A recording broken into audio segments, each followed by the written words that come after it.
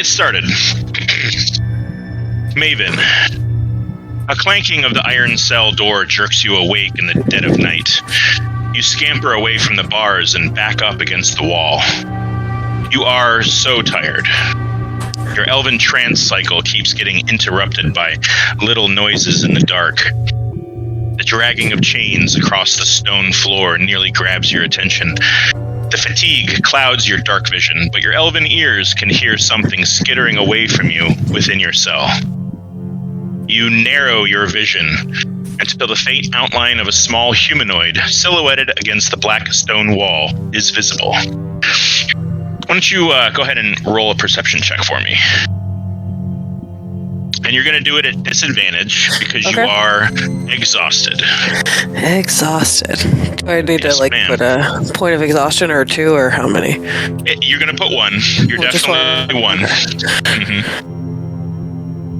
Pulling up my character sheet. Here we go. Perception. Disadvantage. Oh man. That'd be 9 total. 9 total. You're visibly fatigued. You're shaken. You're in pain. That tracks. Yeah, makes total sense. Yeah, you narrow your vision, and really the only thing you can see in this place right now, because you've got like a swollen, bloodshot eye. You haven't been healed. You haven't had the benefits of a long rest, so you're in rough shape right now. But you're able to see what looks like a small bare foot with kind of a tuft of fur on the top of his foot. With a chained manacle, he slides further away into the shadow. You recognize the shape. You've been sharing your cell with someone for the past few days, but you haven't spoken to them yet. You've noticed that when you're conscious, they'll get dragged out of the cell, and, a few minutes or a few hours later, they'll get thrown back in the cell with fresh bruises or a cut here or there. And the two of you kind of have been traded left or right about 3 or 4 times in this way over the past, honestly, it could be days, it could be a week. And this person is just sort of slinking away, but kind of leans forward a little. You can see a twinkle in their eye through the darkness. You're the monk. I just kind of nod without saying anything. Oh, you look pretty banged up. Did they do this to you too? She's feeling pretty suspicious just in general of everybody at this point. And so she's just going to slink farther into a corner without really communicating. Okay. I'm going to give you an insight check, but this time at advantage, because your reason is like trying to struggle through the pain and exhaustion. Okay. It seems to be the only thing you're really feeding energy into is your suspiciousness and paranoia. That will be dirty 20. Okay, yeah. Your guard is way up right now. He doesn't seem physically threatening, and you recognize kind of slashes on his shoulder that look like the exact same slashes you have on your shoulder because of this brutal, brutal asshole who's been torturing you guys for the past, some amount of days. And you definitely recognize that he's gone through the same thing you have, but he doesn't seem physically threatening because even in this terrible state, one punch you could probably knock him out. Okay. Yeah. It's been a lot. Yeah. It's been a lot, all right. Well, and he kind of looks left or right. He almost looks like he's looking up and down the little hallway that you guys are in through the bars. And he kind of slinks back in. He's like, I can help. They don't know, but I can heal. It's just simple magic. Learned it from my mother a long time ago. May I? And he just sort of gestures towards you with his hand, and hold on one second. All right. And I'm going to send this straight to you. Okay. Instead of in the chat. Oop. There we go. This guy. Okay, so I'll gingerly reach out my non-dominant hand just in case I feel the need to hit him. In case you I have lose my dominant hand ready. Yeah. Yeah. No doubt. All right. There we go. He's going to cast this at 3rd level. All right, because right now, I don't know if I told you, right now Maeven is sitting at a real tight 3 hit points. Oh, okay, you did not mention that. I will change it now. Yeah. I'm sure that it was less, but I didn't know what to put it at, so... Okay, he had hooked you up with 13 points of healing. Yeah, okay. Awesome. Yep. The creature slinks over to you and lays a hand on your foot. This close, you can barely make out facial features, but his kind halfling eyes and warm, subtle smile accompanies the soothing sensation as healing magic courses through your body. The stiffness in your limbs loosens. The pain in your face and ribs slowly subsides, not completely, but a relief in your bones can finally be felt after days of achy muscles and searing pain have left you almost immobilized. But now, you feel a little restored. There. Is that better? It is. Thank you. Oh, good. And he kind of sits back and takes a deep breath. I'm Nox. Pleasure. Maeven. I saw when they dragged you in, you were wearing a symbol of the Dawnfather. Is that correct? Yeah. It is. My father used to worship the Dawnfather. He was a man of light himself. Well, and you see Nox kind of collapse next to you, his energy sapped. He leans up against an adjacent wall and he passes out. Okay. With the soreness of torture replaced by a tenderness but relief to your wounds, you kind of do the same as sort of lean back against the bars. Were you going to say something? No. It's fine. Yeah. The pull of sleep is undeniable, and you slip into unconsciousness. You feel a tug on your foot. It yanks you out of sleep. How do you react? Poorly, I'd imagine. Trying to jump up into some kind of defensive posture, if possible. You instinctively leap into a defensive stance. Nox scuttles away with a whispered shriek, shielding himself, but you blink a few times and relax your posture. I'm sorry to wake you. It's me, Nox. Okay, what is it?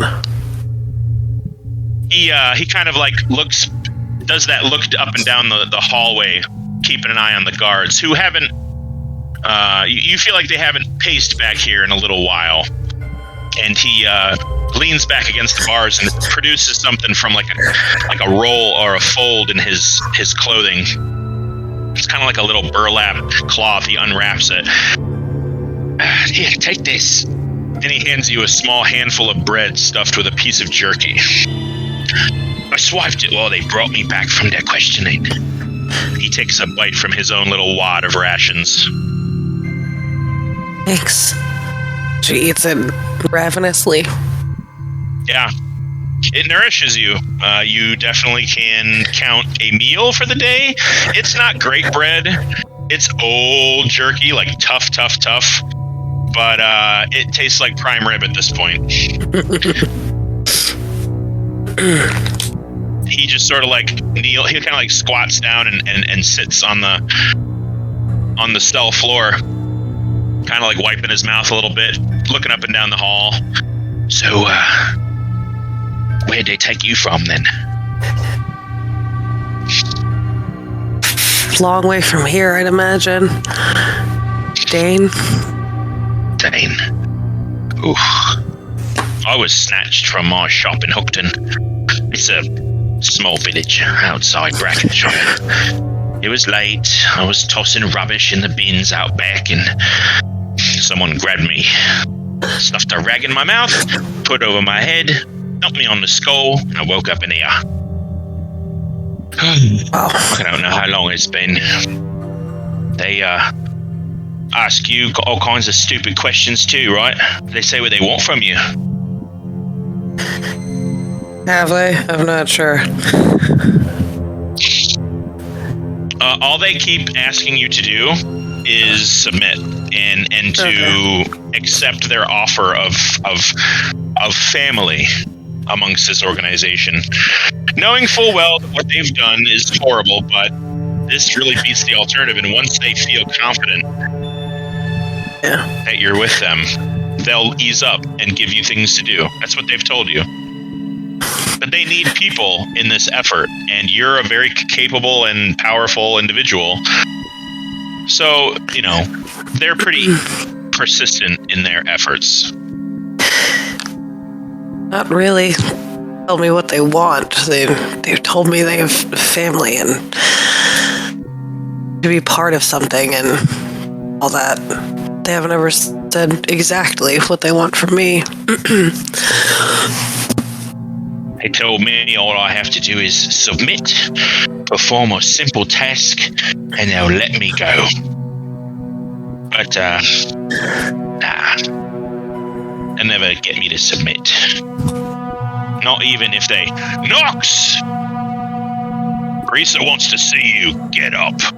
And you both kind of turn and notice this hulking, big-looking humanoid kind of leering over you. He's not wearing a top, but he's got kind of armored breeches and a pair of really mean-looking gauntlets. Approaching guard jams a key into the cell lock, and with a clank, the door swings open. Another guard sticks the tip of a spear right in your face, keeping you at bay. First guard seizes a whimpering Nox out of the corner of the cell and drags him away. No, please, not again today. Let me sleep, please. And away he goes, kicking and screaming. A few hours pass. You can hear Nox in the distance. He's not blood-curdle screaming to the top of his lungs, but you can hear moments of desperate pain and agony.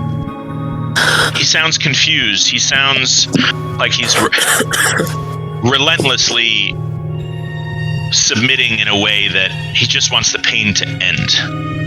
And time passes and you find your eyes lulling to sleep just for a few minutes, just to give that grogginess a pass. You snap awake. You can hear the guards returning. You back into the corner of your cell, the manacles around your wrists and ankles digging into your skin. The guards unlock the door and toss a limp and battered Nox onto the floor. His jaw bruised, blood trickling from a gash next to his eye. As they scoff and secure the cell, they march away, muttering to each other. Nox slowly rolls over to his side, facing you. They're moving us. They say we'll be free soon. They promise. Just have to do something for... Nox loses consciousness and falls asleep.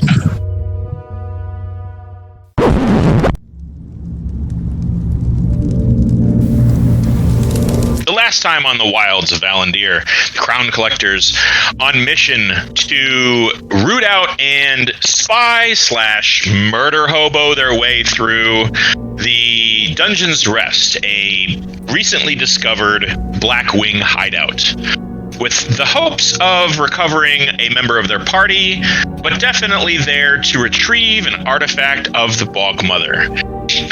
Drelka's staff was your mission item, and hearing that it might be at the bottom of this establishment, you made your way towards the swamp island that housed this structure, sort of did a little bit of magic trickery, bound up some guards here, straight up shot some in the back of the head there, and eventually cleared the top floor of this hideout of foes. Once inside, you discovered a very typical pawn shop front on top of this island, but a set of staircases went down, quite a few sets of staircases, as you imagine that this hideout really existed mostly underground. Now, sitting at the foot of these stairs, you all just sort of mill about the area.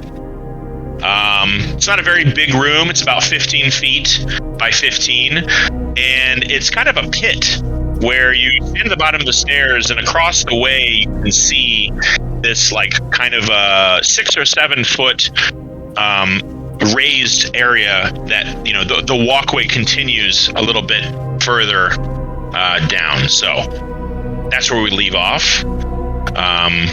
What would you all like to do? Yuno is going to start off by casting Dancing Lights, which is why you're able to see this entire area. Some of us have dark vision, right? Not the Genasi does not. Maybe he does. Genasi said he did.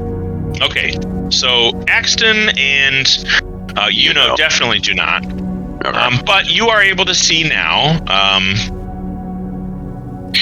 don't know how that works. Let's pass out a trace, but I see Barry's on. What's up, Barry? Hey, sorry I'm late. Had to plow the driveway. Is it snowing up there? Oh yeah, we had 25 centimeters and expecting another 15 tonight. Oh boy. It's starting to melt over here pretty regularly. Okay, looks like everybody's on. So, you have the run of the place, so to speak. You can only see a short distance down the hall, maybe 20, 30 feet until it hits what looks like a T intersection and a stone wall with sort of these weird little crystals and mushrooms sort of growing along the edges here, all the way down. It's about 6 feet up until you and there's no steps or anything. It's just kind of like you're in a pit. There's some barrels over here. There's a table and bench with implements over here. Are we supposed to be able to see all this, or am I imagination? Sorry. Yes, Yuno has cast Dancing Lights. Nice. There's a glob here, there's a glob there, there's a glob, down here, and there's one down here. No, I mean, like, are we supposed to be able to see this on roll 20? Because I don't see anything. That's probably because I haven't put you on the map yet. There we go. Thanks. Sorry about that. No worries. So, okay. I'll go first. I guess I'll try and climb out of this pit. Okay. Yeah, just give me a straight athletics roll. No worries. Athletics roll.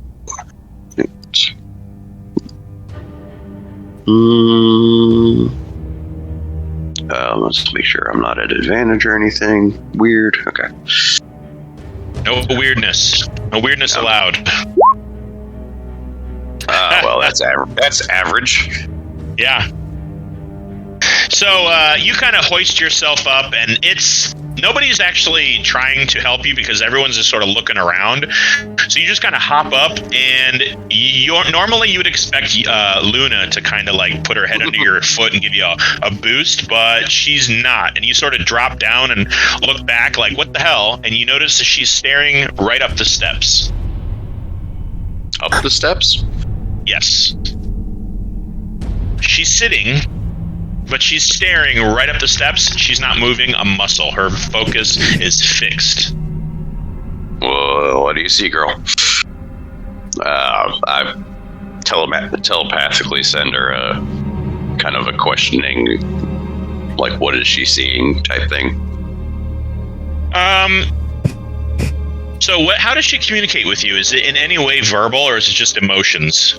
I think we've been playing it where it's been more emotions and like feelings. Okay. You get a guarded feeling from her. She's paying attention very intently. You've felt this before in the presence of someone approaching from the distance. Okay. Is anyone else by the stairs? Giovanni is, yeah. Okay. Giovanni, is anybody up top? I know we just came from there, but Luna's giving some weird vibes that somebody's up there. Well, I think we got everyone we could see, but it's possible that someone came after we descended the steps. Or, as you said, we've got everybody we could see. What about those we couldn't see? Good point. Well, Luna definitely senses something up there. So, all right. Spread out, people. Let's make ourselves scarce in case whoever's coming, we can try and at least try to stay hidden, or ready yourselves, because it seems like someone's upstairs. And Steph, you can go ahead and do that. I'm going to need a perception check from everyone. Okay. Unless you want to contribute to this skill challenge a little differently, you can prepare something, you can cast a spell. I've already got Pass Without a Trace on. So. Yep. And I believe Giovanni, he's going to move literally right in the middle of the room so that everybody has access to his vitality aura. Okay. So, I'm going to roll for Yuno. He's got a very good perception. I cast guidance on myself. Okay, so you can roll a d4. Steph, you're breathing a bit heavy.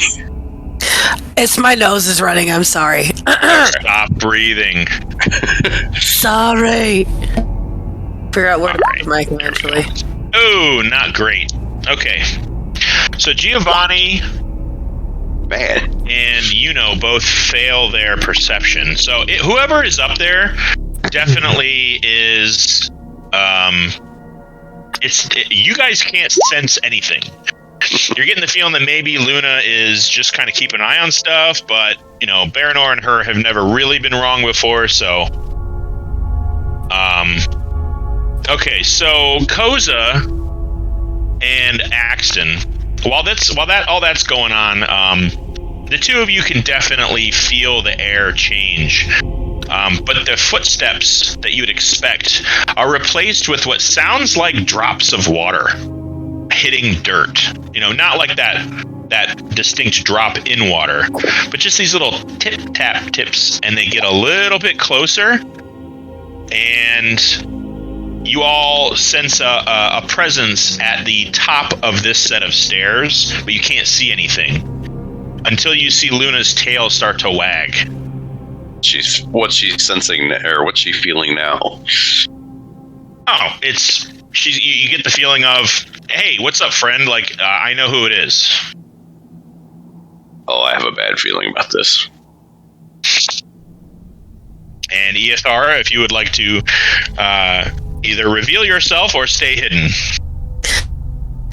I'll just walk down the stairs and say, hello, my friends. You did a really bang-up job up there. I am impressed.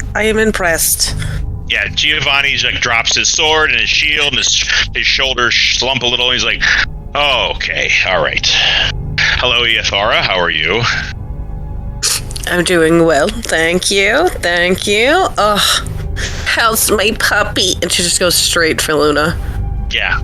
Luna dives on you, but doesn't make it as much noise as she has in the past. Just kind of like silent licking and circling your legs, and kind of sitting on your right side with you between her and Baranor.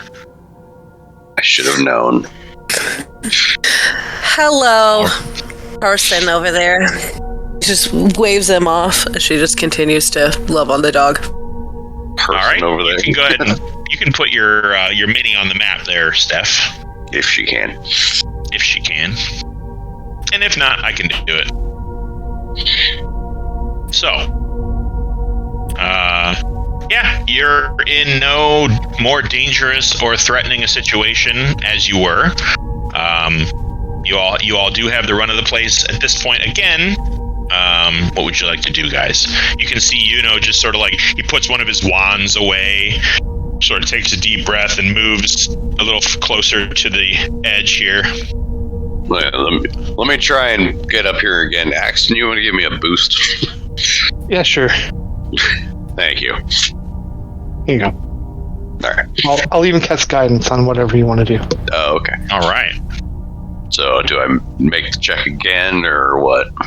Yeah, you can roll with advantage. Or not. You can roll with advantage and guidance. Oh, okay.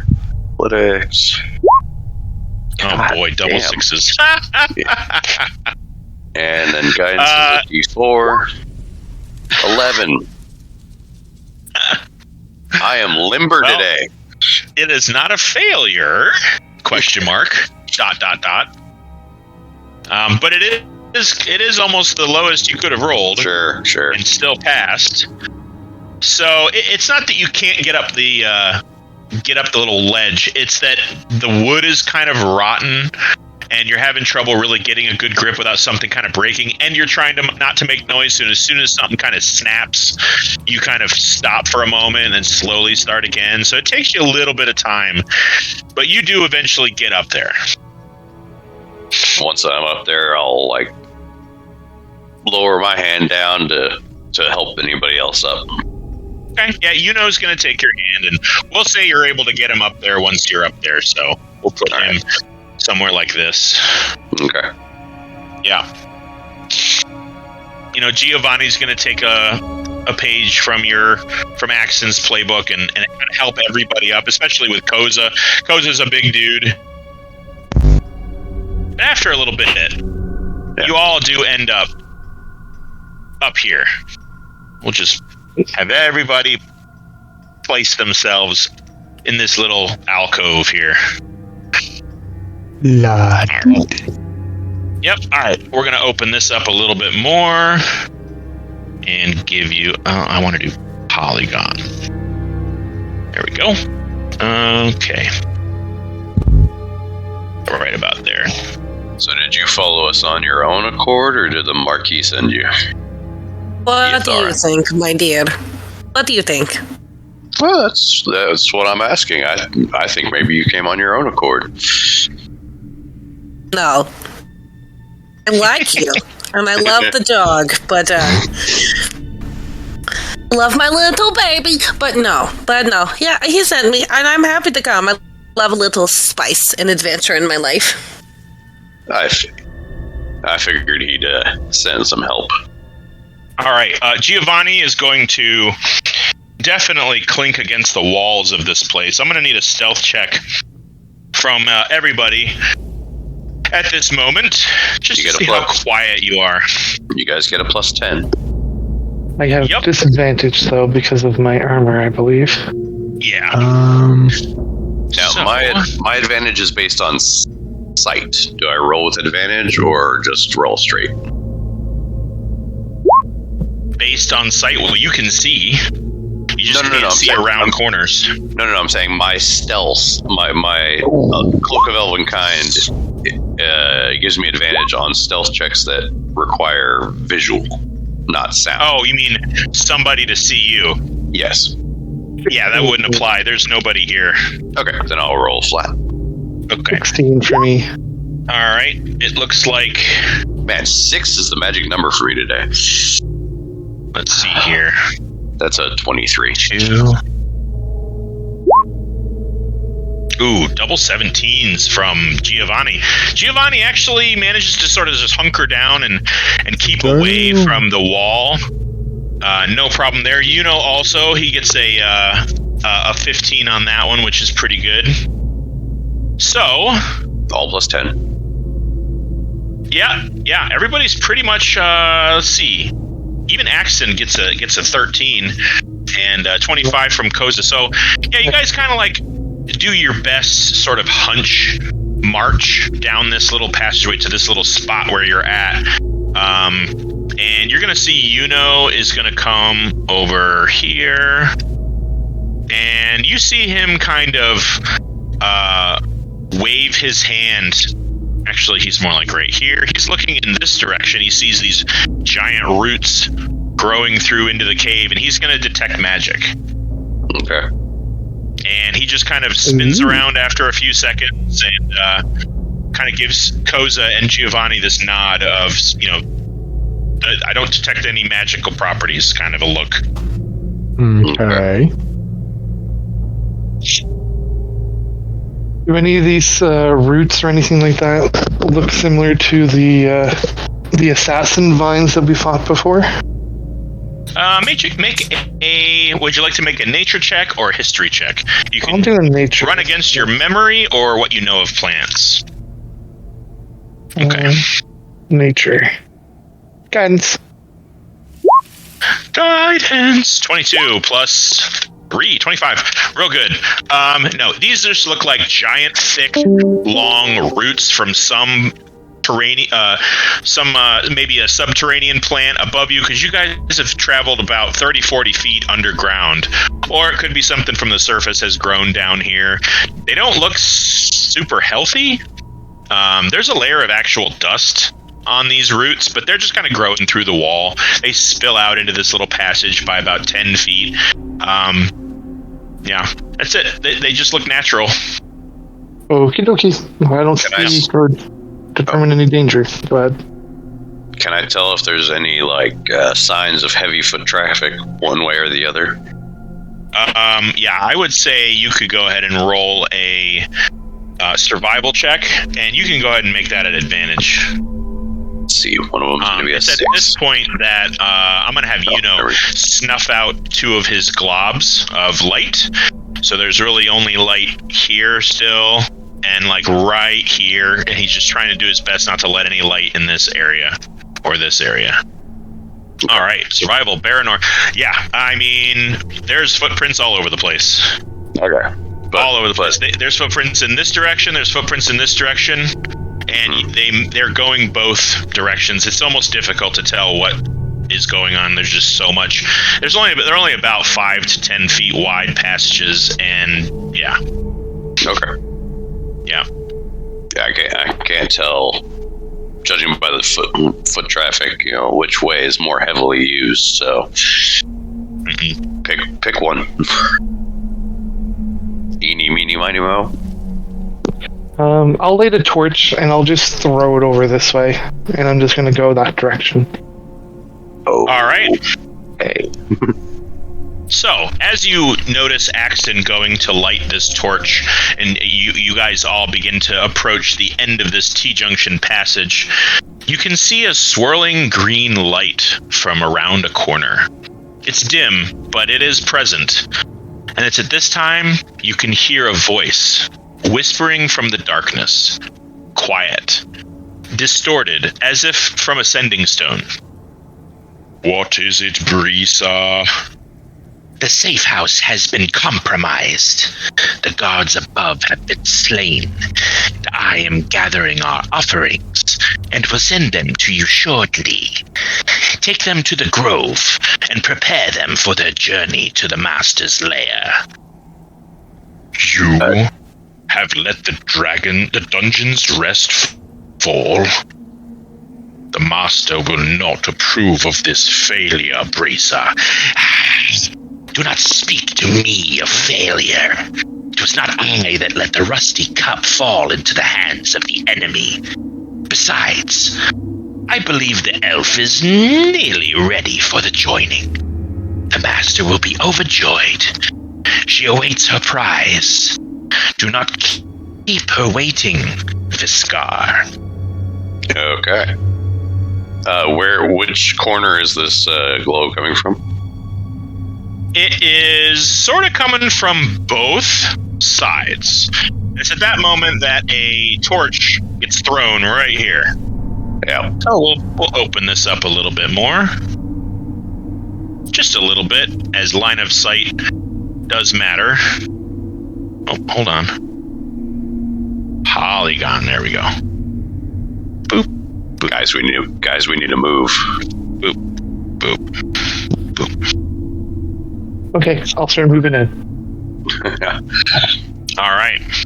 I'm right on it. I'll have bring up the rear. I'll definitely have bring it up here, and Giovanni as well. Yeah. So as you approach, you can hear the same voice whisper something about, "This is your moment of liberation. Kill the intruders." As you round the corner, a small roguish thug brandishing a set of daggers with rage in his eyes, a ravenous look, dives at you. What do? He is now right here, and he goes right towards Axton. He just comes at you with his knives. Why don't you go ahead and roll a dexterity saving throw just to see if you can? You're pretty confident that this is coming, so you weren't ready for it, but we'll see. A dexterity saving throw, you said? Yep, just to see if you get to jump on him as he approaches you. And probably not. I think you get a bonus from Giovanni. Oh yeah, I probably get like a +2 or a +3 or something with his aura or something like that. Whatever his charisma modifier, I believe. Well, let's look it up. 4 +4. Oh, nice. So it's 14. 14. All right, yeah. That's going to be enough. So he's going to dive at you with both of his daggers and slash at you. What do you do? I guess I will attack him first. Okay. Go ahead and roll your attack.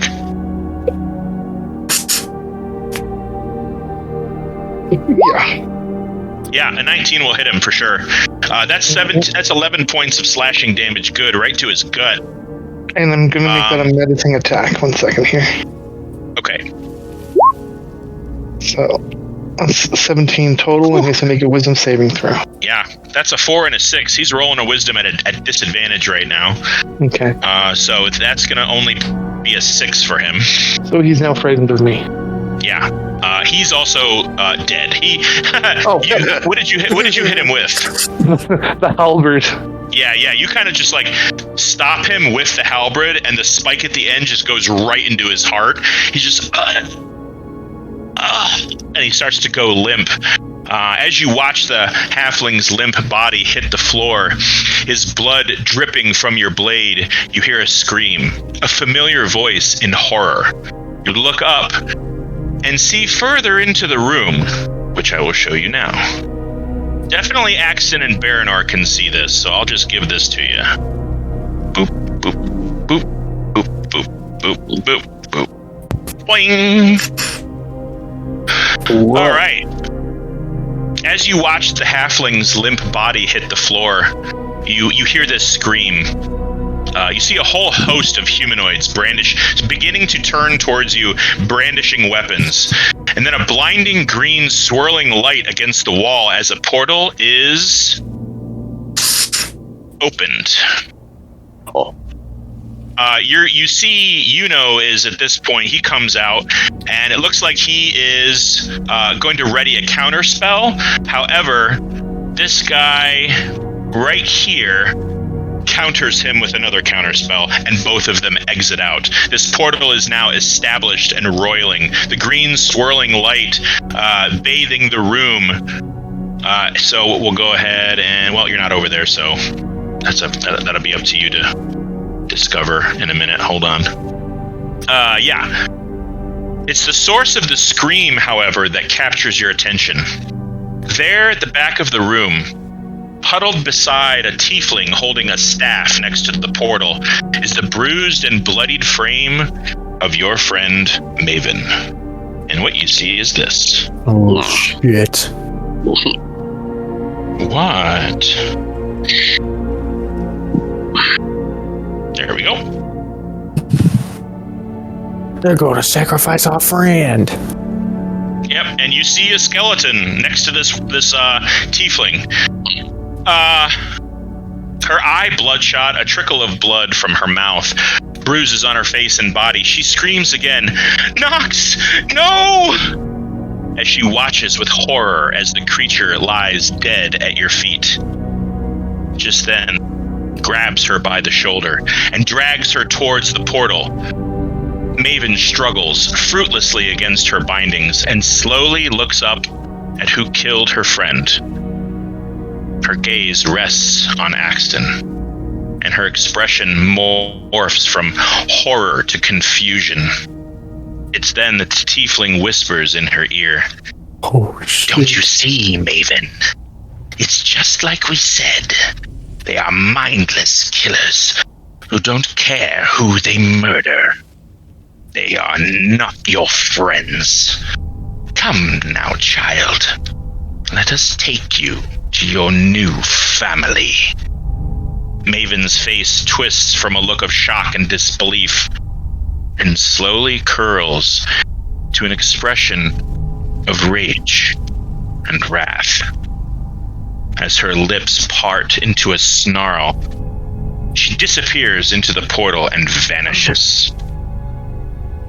Brisa shouts into the glowing green void, "They're here! Send reinforcements!" "Very well. I shall send you a squad of troops. I'm also sending Raikosh. He will deal with your pitiful little incursion." I need everybody to roll initiative.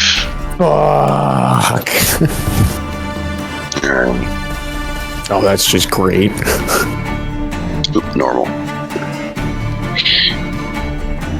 All right, these low rolls need to stop.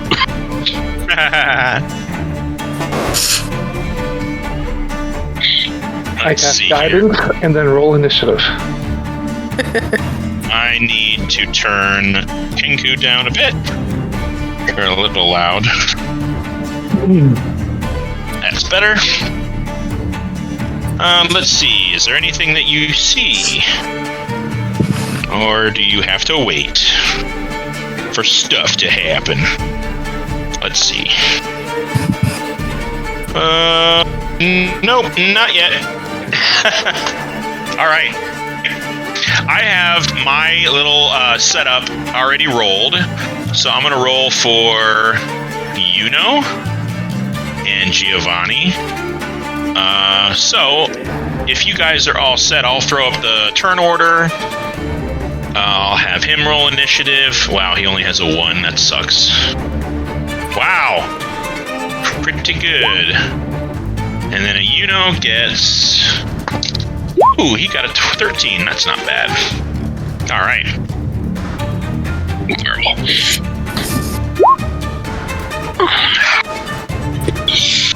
Okay. Boom, boom, boom. I need one from Iathara. I need one from Koza. She rolled. She just I rolled initiative. I rolled Okay, initiative I'm not also. seeing you in here. Let's add your turn, and then you can manipulate it, I believe, yes? Yeah. All right. I will add one for Iathara as well. There you go. No, come on. Okay. There we go. As soon as Iathara plants that in there, we'll get started. All right. Descending. Nice. All right. Well, Giovanni is first. He is going to march his happy ass into that room as fast as he can. I gotta give this guy a little death marker or something. He's dead. Is he dead or unconscious? No, you went above his... He was so low, and you went above his maximum, so he's dead. Super dead. Yeah. You did... What did you do? You did 11 plus medicine. You did 17. Yeah, you went above... He was almost gone anyway, and you went above his maximum with 1 strike, so... Right through his heart. He's all dead and stuff. He's all dead and stuff. So Giovanni is going to move 30 feet right there. Okay. I don't think he... Does he have any, like, spells? He's going to be real mad at me if I don't do something cool. Can he cast stuff? Yeah, he can toll the dead. But he's gonna do. I think he's gonna do Blade Ward too. It is not concentration or nothing. So he's gonna cast Blade Ward on himself. Let's give him one of those things. And it is this one. And that's a bonus action. No, that's an action. So that's gonna be it for him. All right. It's Breeze's turn. She is going to actually use her bonus action to direct this skeleton to move its full speed and attack Giovanni. And while this skeleton attacks Giovanni, she's also going to fire a Eldritch Blast right at the person that killed her little guy, which is Axton. So that is going to be 3 attacks against Axton. One is a 22, one is a 19, and one is a 6. The last one doesn't hit me. The first 2 do. All right. Where are my thingies? There. That's going to be 19 points of force damage. She rolled super high. Alright, that's going to end her turn after this guy attacks Giovanni. That's going to be probably nowhere near his AC. Let's go here. No. Yeah, the skeleton spear skids off of his gleaming bronze armor. Iothara with Yuno up next. Okay, she's going to move about there. And then... my stuff went away. There it is. And then she's gonna fire a crossbow bolt at the person standing in the front. Okay. 18 to hit. 18 hits that guy. He's a little red-headed, kind of a medium-length bearded dwarven rogue with 2 daggers. He reminds you guys a little bit of Akir, except he looks like a dick.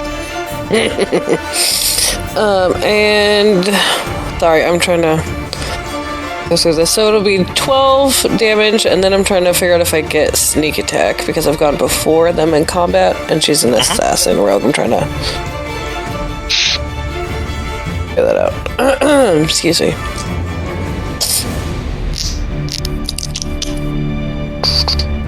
I will figure it out.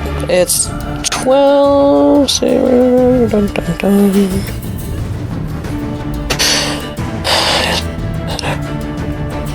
Okay, I didn't have advantage, so we're good. It'll be 12 points of damage. 12. All right. Yeah, hard stick right into his shoulder. Okay, then I'm gonna bonus action reload, and that'll be my turn. All right. Yuno is going to cast Shatter right here in fine Yuno fashion.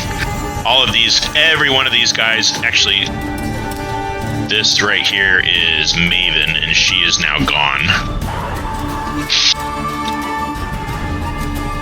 And this this portal closes briefly.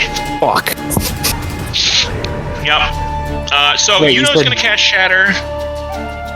Wait, I said what? You said briefly? As in it reopens? It just closed. Oh, fuck. If I said briefly, I meant quickly. Okay. Which is also quickly. Alright, so... 2 of them pass. I believe what is a con save. So I'll go ahead and roll damage for these 5 people. Alright, that's gonna be 11 points of force damage to them.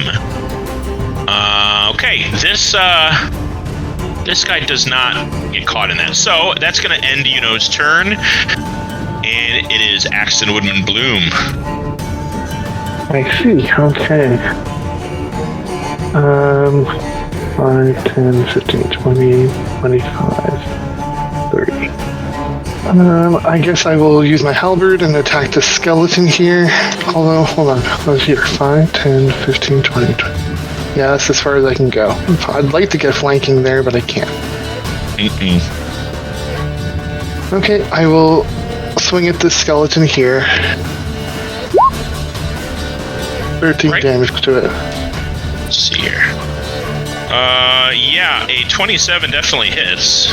13 damage. All right, yeah, you plant your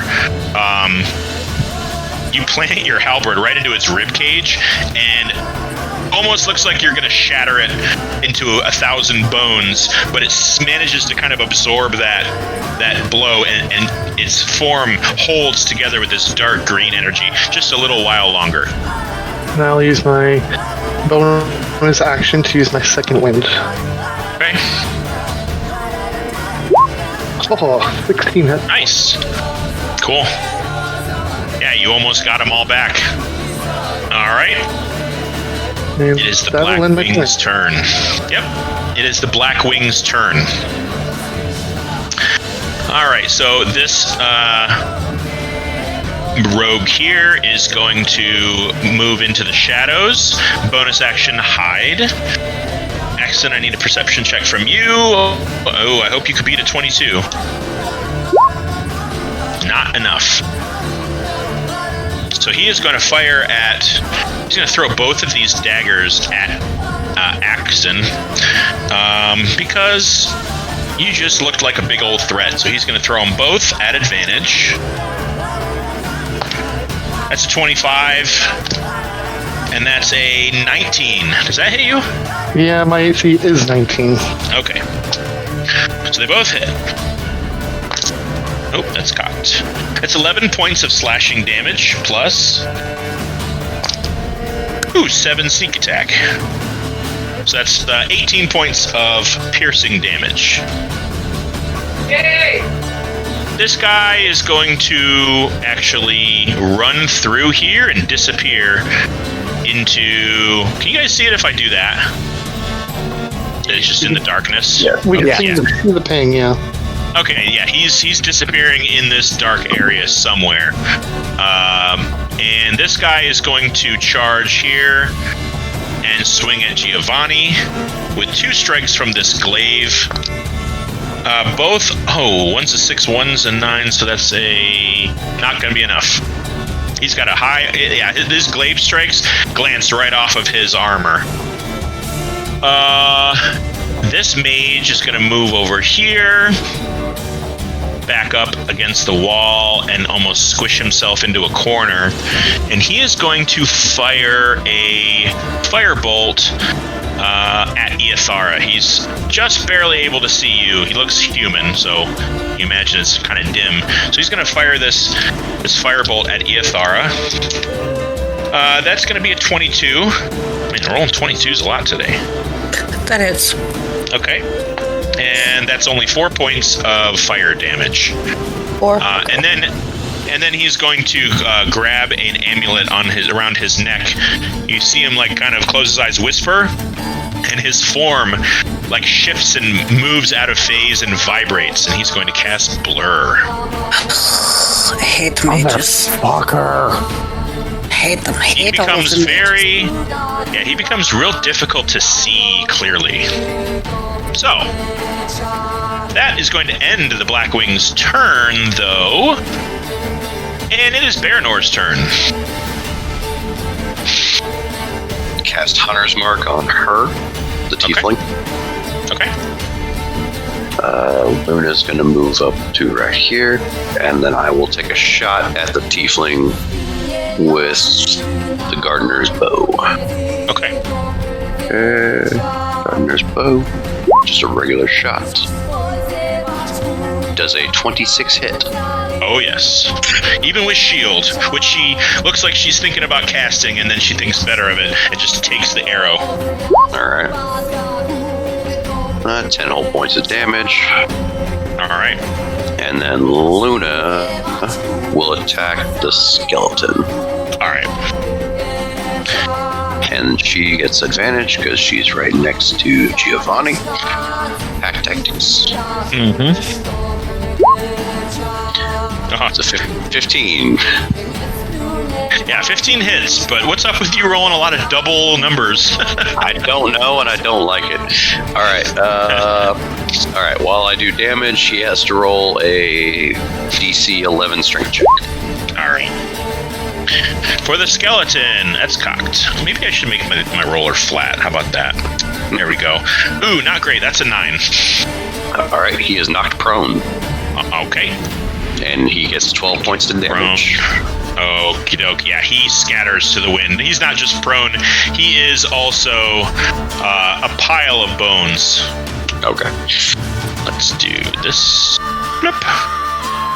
All right. Luna's going to hold on to one for a second. He's going to hold on to a bone? Yeah, she gets the femur. She goes in for the big one. She gets the femur in her mouth. All right, Koza, what would you like to do? Okay. Okay, good. This spell has a really long range. How far can I go? I can get to there. All right. I'm gonna run over to here and cast Entangle right here. I'm gonna try and catch both of these guys. It's got a range of. It's a 20-foot square, and they have to pass a strength save or be restrained. Let me do this real quick. Entangle A. Yes. I swear to God, if you counterspell me. There we go. Can you guys That see was like my third backup plan for everything that's happened. All right, you guys can see that? Yep. Okay. They gotta make a strength save. That is a strength save from Brisa and the mage. Wow, one's a natural 20. That's Brisa. Fuck. And the mage only gets a 9 plus a -1 is an 8. Okay, now Brisa so has a stuck. -2 to her. Brisa has a -2 to her ability, so that's still only an 18. Yeah, but that still passes. Okay. My DC's a 14. So he's what? He's restrained. He is restrained. He cannot move. Okay, but he can Any still attack act. roll against him has advantage, and any attack rolls he makes has disadvantage. And he has disadvantage on dex saves. Okie doke. Perfect. All right. And then let me see what I can do for my bonus action. Cough up blood a little bit. I'm gonna hang on. I'm gonna pop up my spiritual weapon. How far away is Risa? Perfect. Right next to her. Like right here. Okay. Do you need me to do that? Yeah, I can do that. And then I'm gonna have him hit her. Come on. 10 plus There it is. I gotta redo this thing. Make it look different. 16. 16 does hit. She's gonna cast shield and bounce it off of her. Fuck. I hate magic users. Me too. Alright, well, that's all I can do this turn.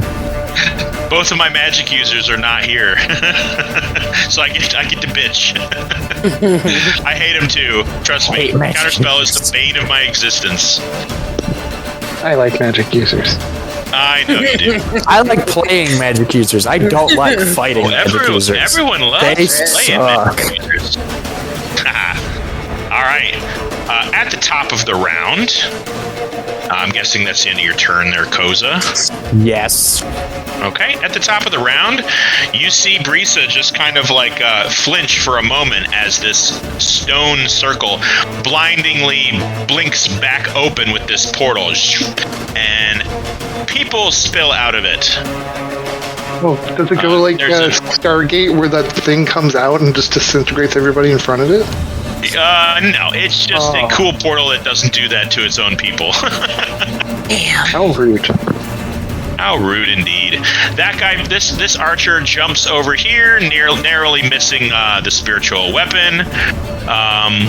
We're going to say that this guy brandishing a double axe is going to step into... Now, what happens when they step into this area of entanglement? They got to make one too? They gotta make another one. All right. Ooh, that's good. That's 23 on the strength. This orc-looking individual with 2 hand axes brandished, just kind of like this grim look on his face. Why do I have to have such shitty stats? We're gonna have another one of these guys pop through here and share space. He's gonna make a strength check as well. Certainly not expecting to be stepping into entangled weeds. That's a natural 19 on the strength there, bud. And What the fuck did I cast this for? I'm gonna have Brisa move, just swap places with this guy here. And you see somebody, this guy moves like right here, and you see a large leg step through the portal towards you, armored leg, and out comes this guy, and he's a very, very tall humanoid, maybe a giant in his heritage. He's about 8 to 9 feet tall. And he steps out holding a cleaver in one hand and a giant great axe in another. And as he steps through, he looks kind of hunched. And as he kind of flexes his back muscles a little bit, 2 more arms emerge from behind his back. Oh shit! One holding a short sword. One holding a short sword like a dagger, and the other brandishing a shield. And what you see is Goro. this guy. It's Goro.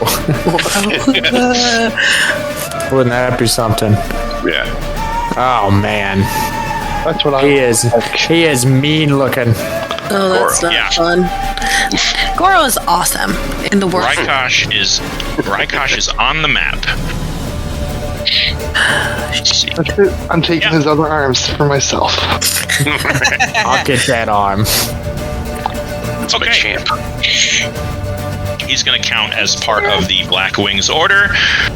It is Giovanni's turn. He is going to... What's he going to do here? He's going to move, skitter around this guy so he can get advantage on his strike. He's going to make 2 attacks with pumping Divine Smite into one of them. I don't know how many he has left. I have to check. But he's definitely going to do 1. So let's do his longsword. Boom. Come on now. Longsword, go. Longsword, I choose you. It's not going. Why not? Why is it not going? It hates you. It does hate me. What the Roll heck? 20 hates you. That's because I clicked on the wrong thing. Well, that's not 25 definitely hits this guy. And let's pump a Divine Smite into there. That's right, it is. I'm gonna keep that damage, but I'll roll it again in case it's a natural 20, which it is not. Yeah, I'll keep that 25, and I'll keep that that damage. He's going to do this though. Blink. 2d8. Yeah, we'll do it at first level. So let's roll 2d8. Cool. Right on. A mighty swing. That's just his first attack. Let's do his second attack, shall we? Bloop. There we go. That one's not going to hit. Right off of his leather, he's got kind of like leather armor or leather that's covering kind of like steel pauldrons in a way. Full advantage. Yep. Oh yeah. See, I gotta put that at advantage if I'm gonna do that. I'm not used to using roll 20. That one's gonna hit, and I'll take that damage as well. Alright. He seems pretty confident that he's got this guy cornered with Luna. So he is going to... I don't think he can do anything with a bonus action. If he can... That's an action... What does that mean? A bonus action. Touch his holy symbol. Utter a prayer and regain 1 expended spell slot. He's going to do that. He's going to harness his divine power, and he is going to get that back. So, that's his turn. It is Brisa's turn. Well, shit. She is going to back up almost in between this bench and this chest. She is restrained, which means she actually can't move. Hold on. Let's see if she... Didn't she pass her strength save though? She did. Oh, does that mean that she's not affected by it if at she all? passes, she doesn't get restrained. Okay, she's gonna move the hell out of here then and get over here. It is difficult terrain, however. Yes. Yeah, well, yes, it is. From here to there is only 15. She's got 30, so we'll say she shares space with these guys. She's just gonna straight up. Let's see. All right, she's gonna hold this staff that she's carrying, and it looks just like a regular kind of an old, rotten, knurled root as a staff itself, but tied to it in this sopping wet, oily, stained, old-looking, ragged sack. There's like a hole that's been kind of chewed about the size of a golf ball, and she just kind of put it in front of her. And I'm gonna say that, that's gonna be where she's pointing it in this general direction, in this area, right straight in front of her, and then she is going to end her turn. Iastara, you are next. Yes. Okay, so I have advantage on the guy that's restrained over there. So I'm going to take a shot at him. And that'll be This 25. dude right here? Yes, sir. It'll be All right. 25 to hit. Yeah, that hits for sure. Okay. And You can't beat that with shield either. Hold on. He is blurred. I believe that you have a disadvantage on that attack. Okay. He's blurred right now. I rolled them at the same time, so I shall re-roll.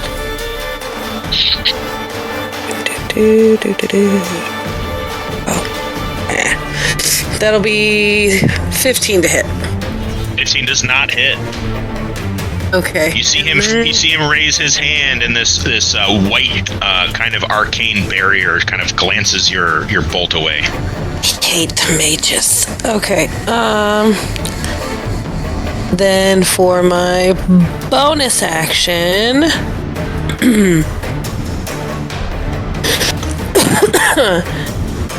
excuse me, I'm going to be upset, and that'll end my turn. All right. Yuno is going to just straight up cast Fireball, because we all know how Yuno is. Yep. And he's going to cast it right here.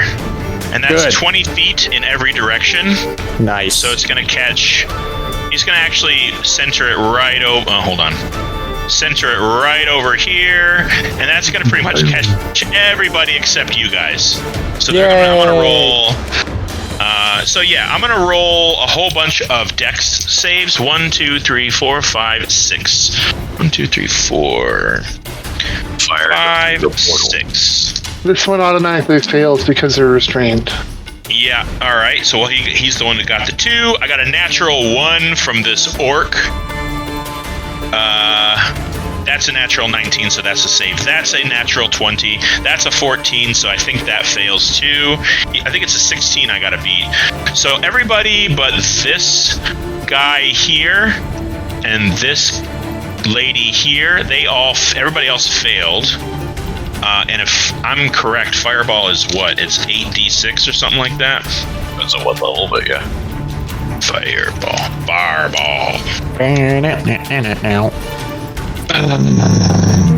8d6. Alright. I'm gonna use a pair of wooden dice that my son made me. Cool.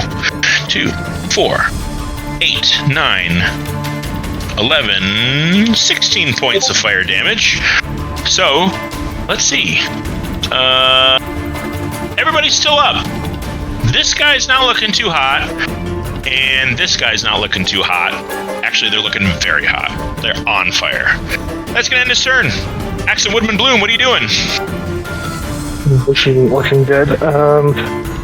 I guess I will attack this one here with the halberd. Okay. I'm just looking, no advantage, no With your reach. critical. Cool. 16 damage. All right. Yeah, he's looking pretty rough now. Pretty rough. Pretty rough. I'll make my Yeah. second attack then. Okay. And then Koza, I'm gonna let you go next, just because I know you have a hard out. You're gonna find a burst of speed and initiative. Did a 19 hit this one? Yeah, it 8 did. more damage.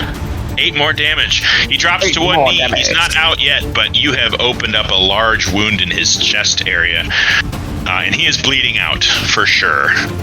Oh boy. Yeah, he is not doing too good. It looks like he has one last swing in him before he drops to his Checking to knees. see if I have any bonus action spells. 1 second here.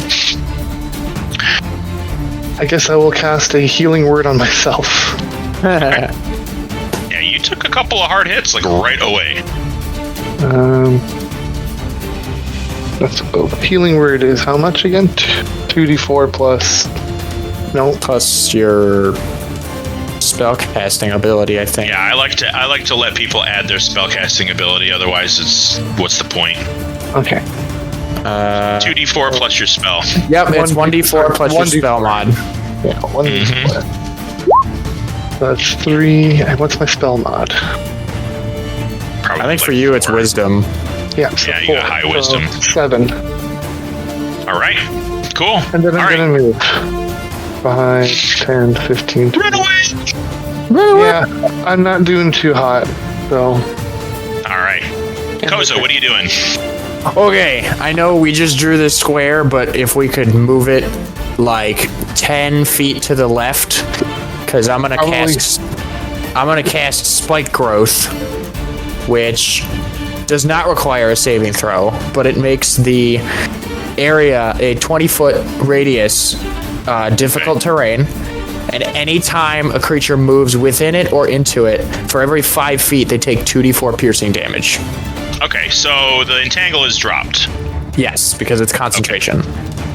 and you need another shape drawn. What's the range? 20 feet. 20 by 20? radius. Yeah. Okay. So you said 10 feet away? Oh. Yeah, Hold on. so like from here to I think here is 20 feet.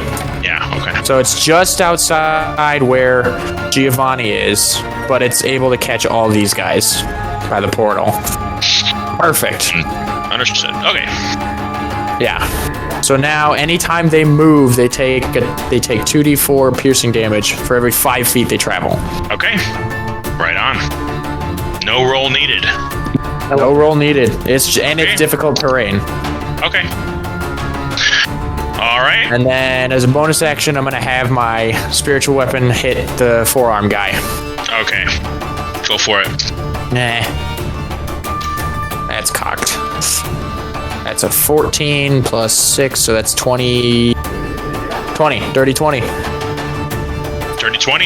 That hits him. Julio. That's a That hits D8 him. plus 6. That's 13 points of radiant damage. All right. He shrugs it the F off. No problem. You see him just sort of he just kind of catches the sickle right in his bicep, one of his biceps. Oh. He just sort of tosses the blade out of his wound, and it just stands there and looks at all the way across the field at you, and just as he's bleeding, just looks at you. Alright, that's gonna end my turn, and I have to dip, unfortunately. That's cool. Have fun, man. Yep, I will see y'all. When are we playing next? On the That will be 8th? the 8th. Yeah. Alright, I'll see y'all then. 8th of April. Adios. Bye bye. See you, bud. All right. Okay. Axton, you are next. Or no, you just went. Okay. It is the Black Wing's turn. Right away, Rikosh is going to just soak, and I'll roll this damage and stuff. 2d4. Piercing is it's 5 each for each 5 feet. Let's get rid of that guy. He's gonna soak all of it and just stomp his way around this cauldron and stop right in front of Koza. Right here. So that's 2d4. That's 5, 10, 15, 20, 25 points of piercing damage. And he's just going to soak it. He's going to take all of it. And he's going to march right straight for Koza, and he is going to swing at him with 3 attacks. It's 3 attacks to Koza. What's your AC? 12. Okay. 14. 14. 2 of them hit you. Ugh. His cleaver and his great axe. So Really? You gonna attack me while I'm not there? That's going to be 11 from his great axe and 5 from his cleaver. That's 16. I'll keep track. What's your max? Okay. I'll keep track. No worries. All right. That's going to be it for Rikosh. This guy here is going to swing at Luna. He's going to do 2 attacks with his glaive. That's going to be a 18 on one and a 7 on another. The 18 hits, the 7 does not. 18 hits, that's 11 points of slashing damage to Luna. 11 points? 11. Uh-huh. This guy here is going to throw a witch bolt at, let's see here. Oh, there's other people down there, but I can't see them because of the way I got this sorted out. He's going to move, actually, a little closer to where he can see everybody. And he's pretty devious. He sees Axton try to get away. He's gonna send this witch bolt right towards him. He's gonna say, you're not getting away from me. Counter spell. If I had it. Well, let's see. Would you know use a counter spell in this regard? Probably not. I say he's gonna save it. It's just a witch bolt. Exactly.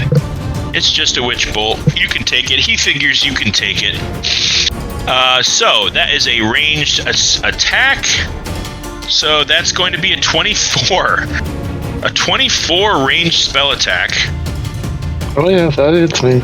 You're going to take only 4 points of lightning damage.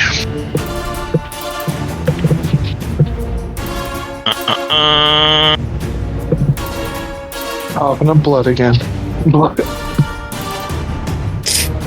Alright, so you feel this energy sort of like strike you, this black lightning energy sort of strike into you, and you still feel like, even after the effects have subsided, like you're still kind of vibrating with electricity, like something hasn't left you.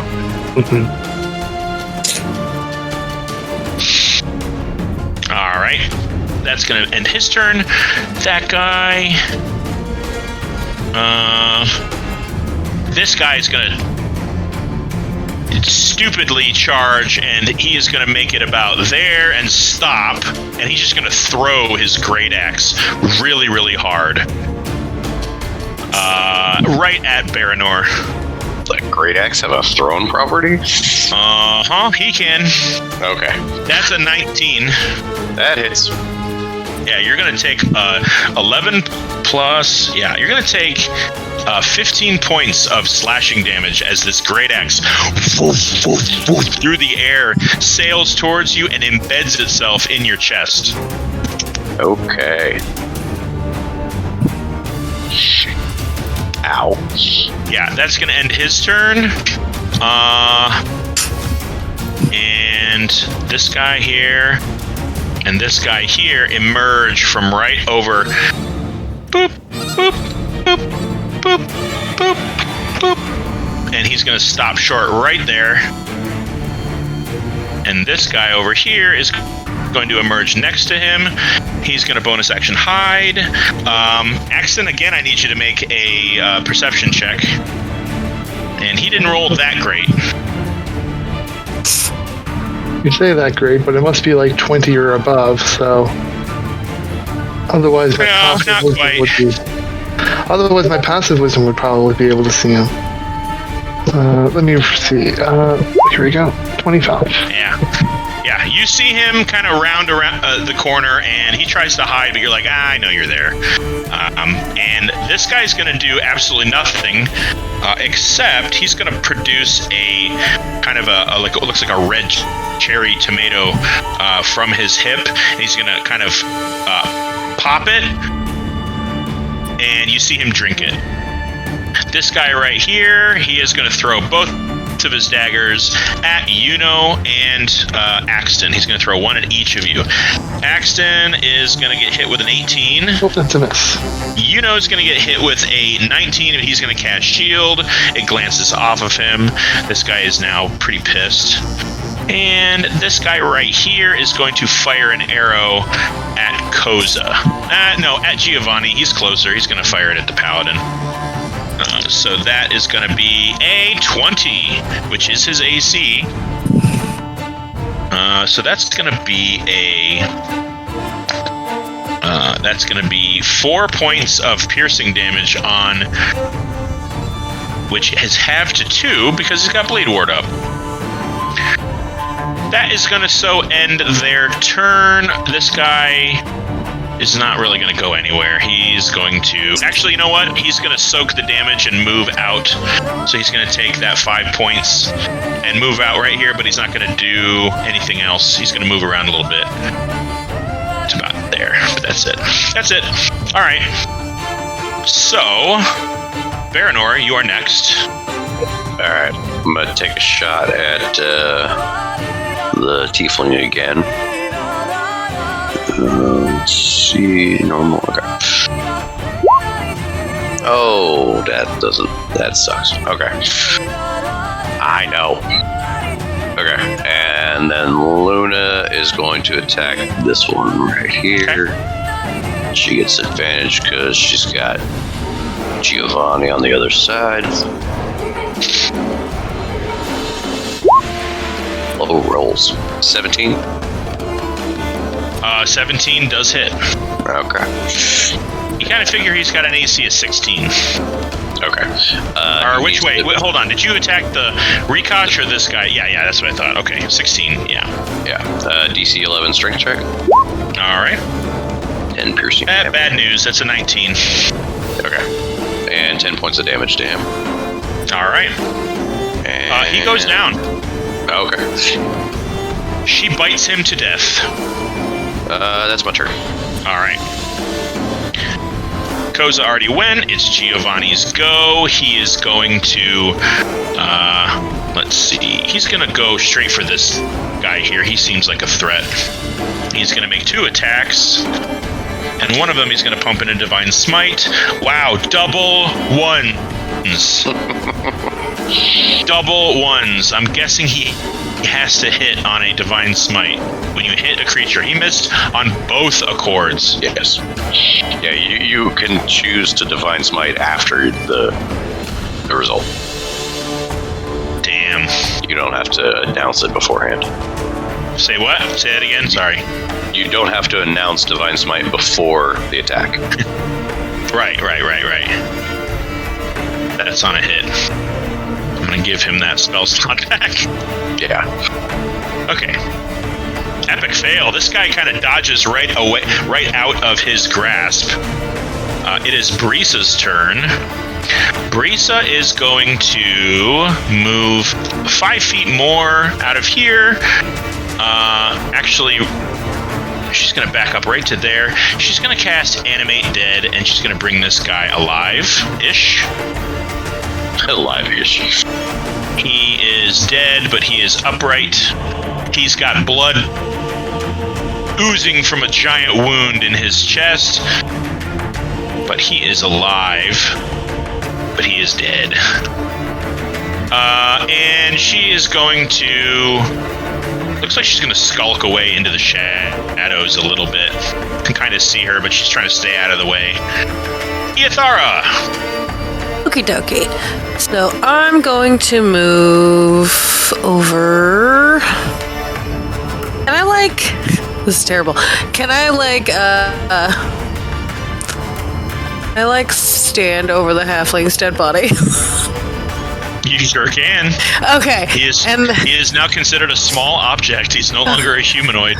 Okay. And then I'm going to shoot at the can't remember his name, the forearm guy. That's Rikosh. Gosh, I'm gonna fire at him. Natural 20. All right. And with my piercer feat, on a critical hit, you get to roll extra damage die. Cool. So it'll be 2d8 plus sneak attack doubled. Okay, 1 second. Okay, so that's 11 plus 5 is 7, or 11. It's 15 for sneak attack. That'll be 26 times 2. That's 52 plus 5. That'll be 57 points of damage. Damn.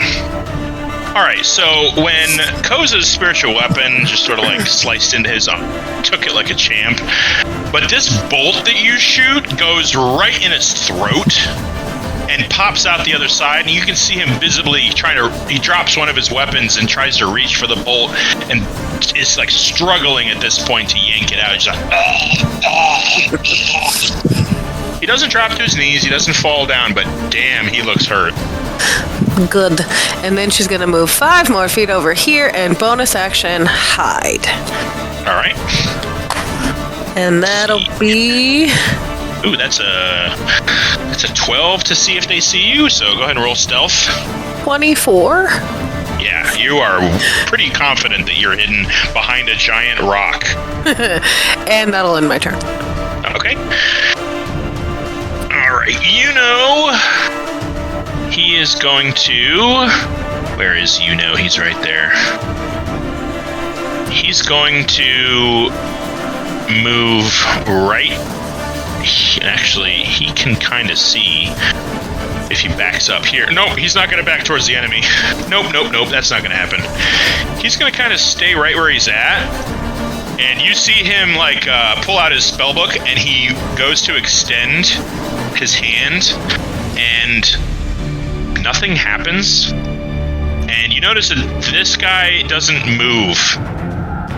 And you didn't see him do what he did before with a counter spell. It's just he goes to extend his hand and nothing happens at all. And he's like, I don't think I just got counterspelled. I can't do magic right now. And that's gonna end his turn. It's Axe and Wooden Bloom's turn. You know this is the worst time for you to have performance issues. Absolutely, yeah. Okay, I guess I will make 2 swing attacks against this creature here. All right. Does a 13 hit? It does not. Does a 20 hit? Yes, it does. 9 slashing 20 damage. does hit. All right. I then will go into my tunnel defense fighter stance. Okay. And I'll be like, ouch, I'm still hurting, guys. Owie, owie, owie. I have no hearing.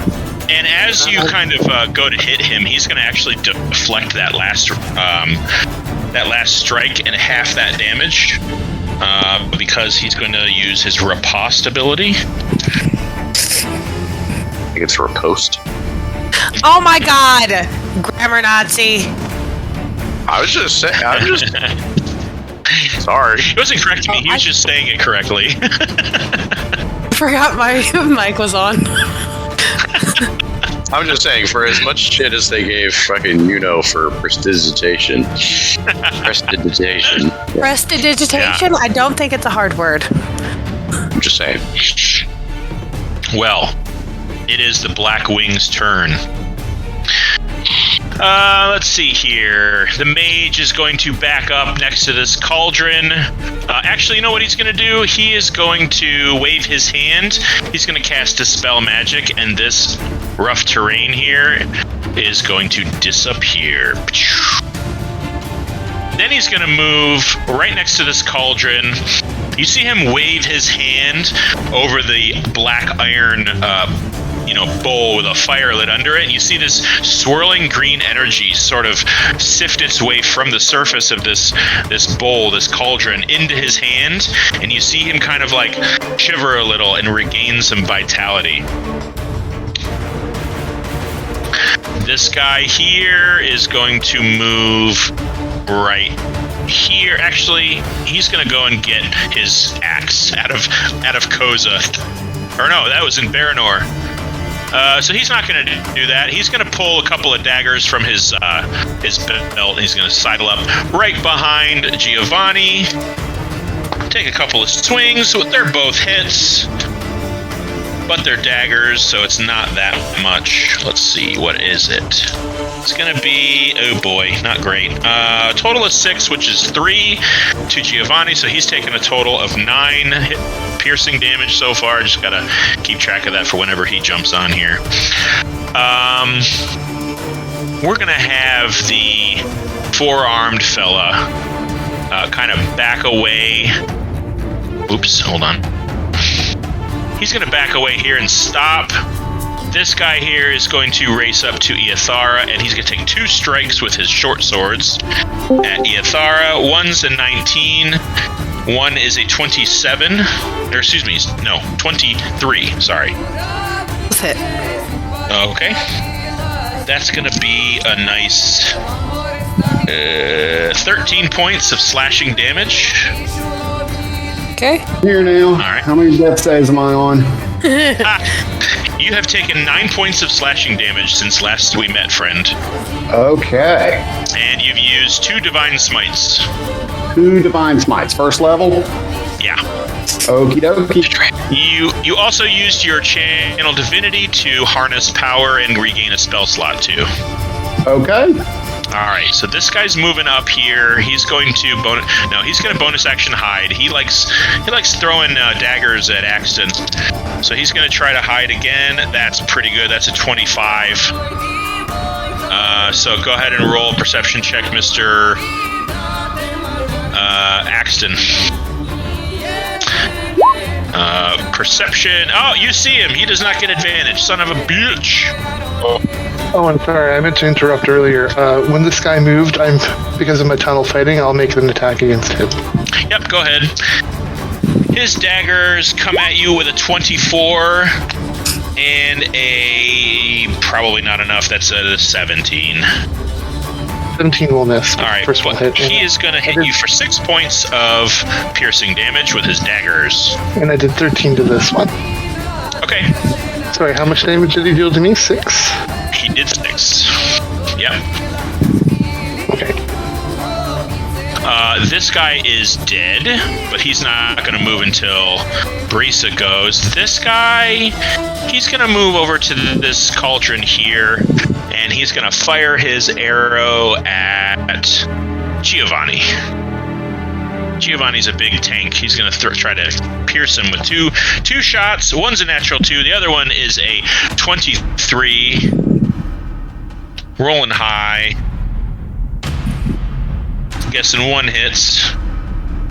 Yeah. Now, am I using the Buster Sword, or do I have Shield and Longsword? You have Shield and Longsword, sir. Alrighty. So, yes, that just does hit. My AC's 20. Okay. Yeah, that's an 8. That's 8 points of piercing damage, as one of his arrows manages to get between a couple of plates. And then this guy and this guy, they are both going to attack you. One after another. They both get 2 attacks.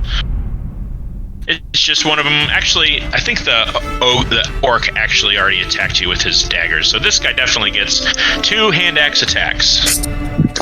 Right. One is a 17. The other one is a 22. 22. All right. I'm going to use my reaction to use my Gift of the Metallic Dragon with my Protective Wings, which will grant me a +3 bonus to my AC, causing that hit to miss. All right. Ting, ting, you flash your wings out and are able to kind of swipe his strikes away. Catches him off guard, too. He kind of backs up a couple of feet and readies himself for another strike. So you weren't here. So out of this portal in the back here came a large, about 7-8 feet tall humanoid with 4 arms. He wields a cleaver, a great axe, a short sword, and a shield. He is going to back up here and throw all of his weapons. He is not proficient in throwing weapons, so this is going to be fun. But let's see. All right,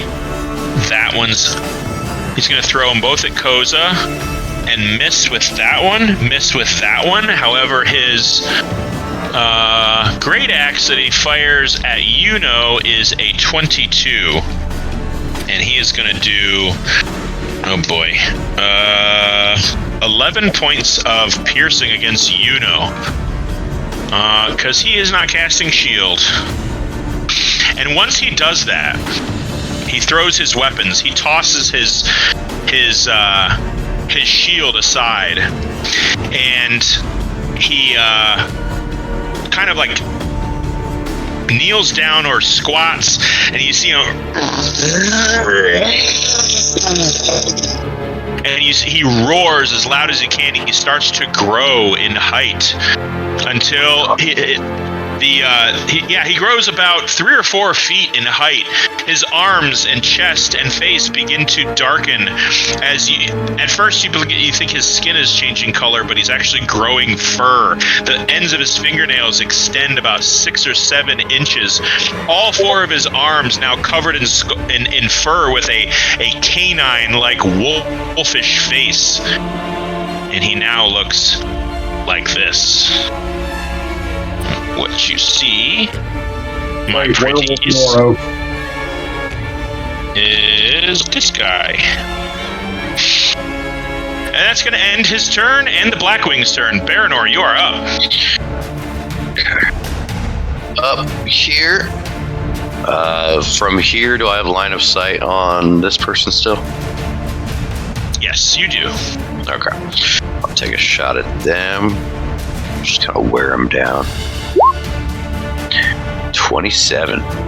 27 hits. All right. Oh, yeah. Let me not forget Hunter's Mark from last time. The 8 points.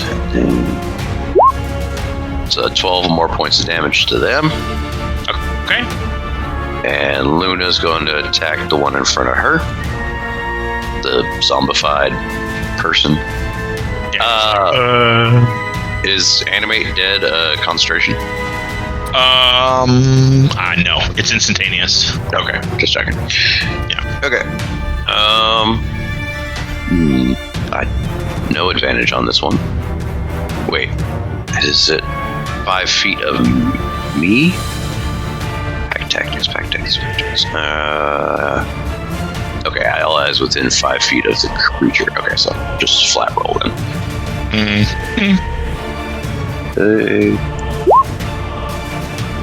Oh, Luna. 12? No. No, okay. Not good enough. Alright. Alright, Luna's gonna stay there. I guess it's my turn. Okay. So, Koza is going to do what he does best, and he's going to cast Moonbeam. Yes. Oh, I'm also going to yell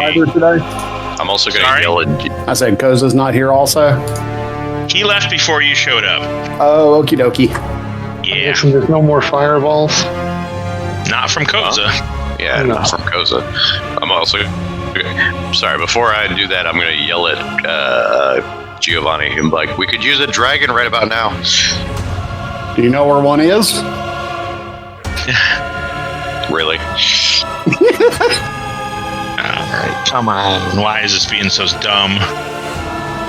Okay, he's going to cast it right here. Moonbeam. Ba-dang! So they all have to roll for that. And they all pass! Woohoo! They still take half, though. Alright. Oh, that's pretty good. So half of that is 11. Cauldron? It does not, but you do notice that from where you're standing, you notice nothing because you can't see it. However, Giovanni would definitely notice that the cauldron is now very brilliantly lit up, and there's a green glowing liquid inside of it. You notice it just in time to take your turn, Giovanni. All right. So can we pause here for about 30, 60 seconds? Get me up to speed on what's been going on here. Where are we at now? Oh, what yeah, is that all over my character? Take it away, boys.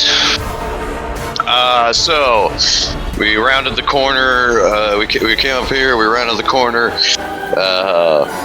This little halfling that's right in front of Axton and Axton and Iasara charged us.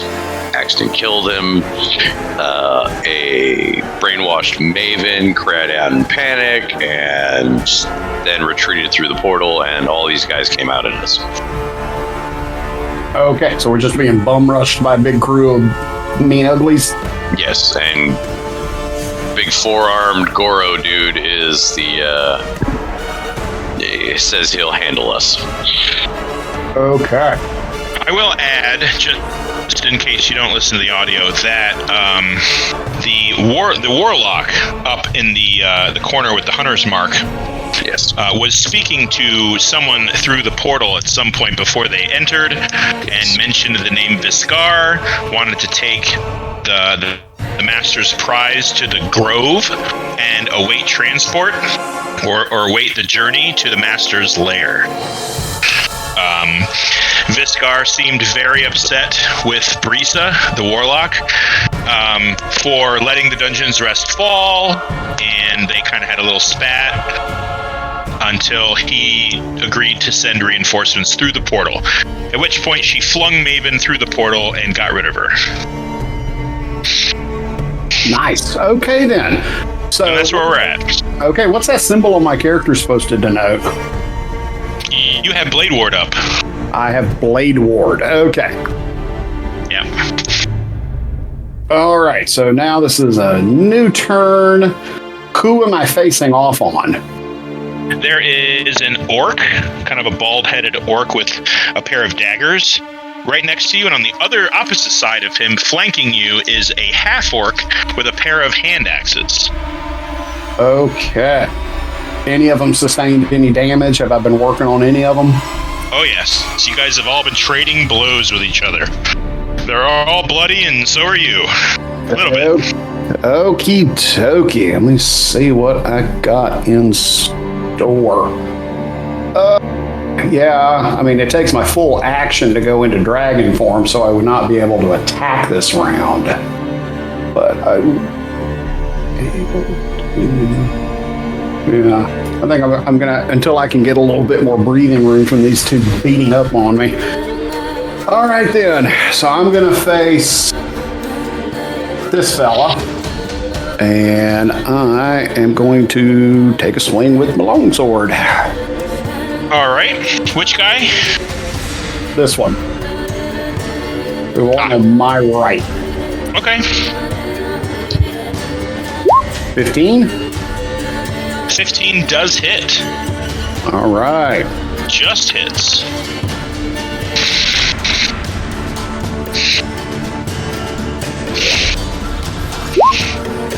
For 11 points. Okay. Yeah. Second attack. He kind of takes it too. It definitely knocks the wind out of him, but he looks like he's readying to maybe block one of your strikes if he can. 14. 14 does not hit. All right. Let's see. And then for my... So as you miss him, he's going to go ahead and try to hook his hand axe around your longsword. So I need you to make a strength saving throw, please.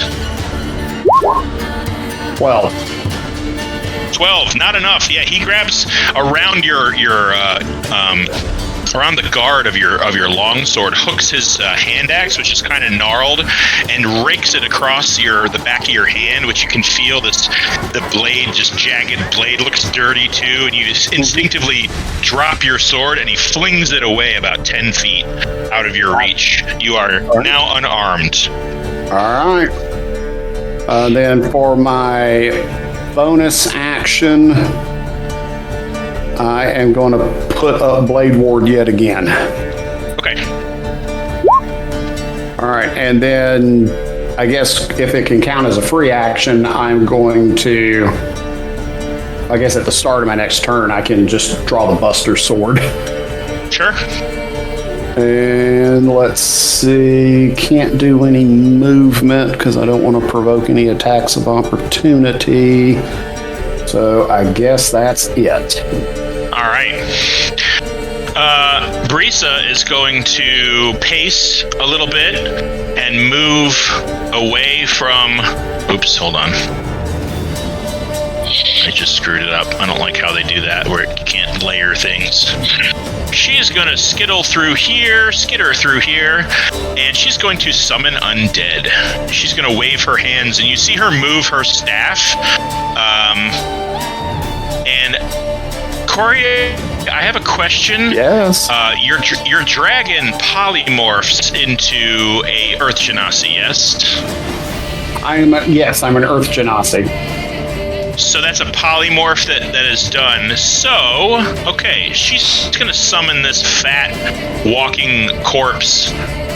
She's going to pop it right there. And she's going to move.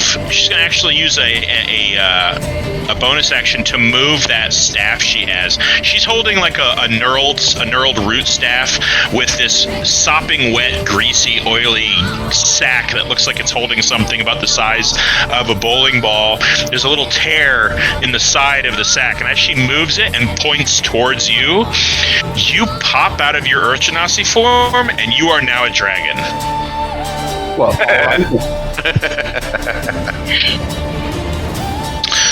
Problem solved. Did she know I would do that? No, as a matter of fact, she is super pissed because she did not expect you to get bigger. So let's do this.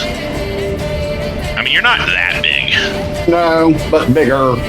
Yeah, so I tell you what, we're gonna keep you guys at the same, just in case you switch. I don't think you will, but we'll give your dragon form a 20, and then do this.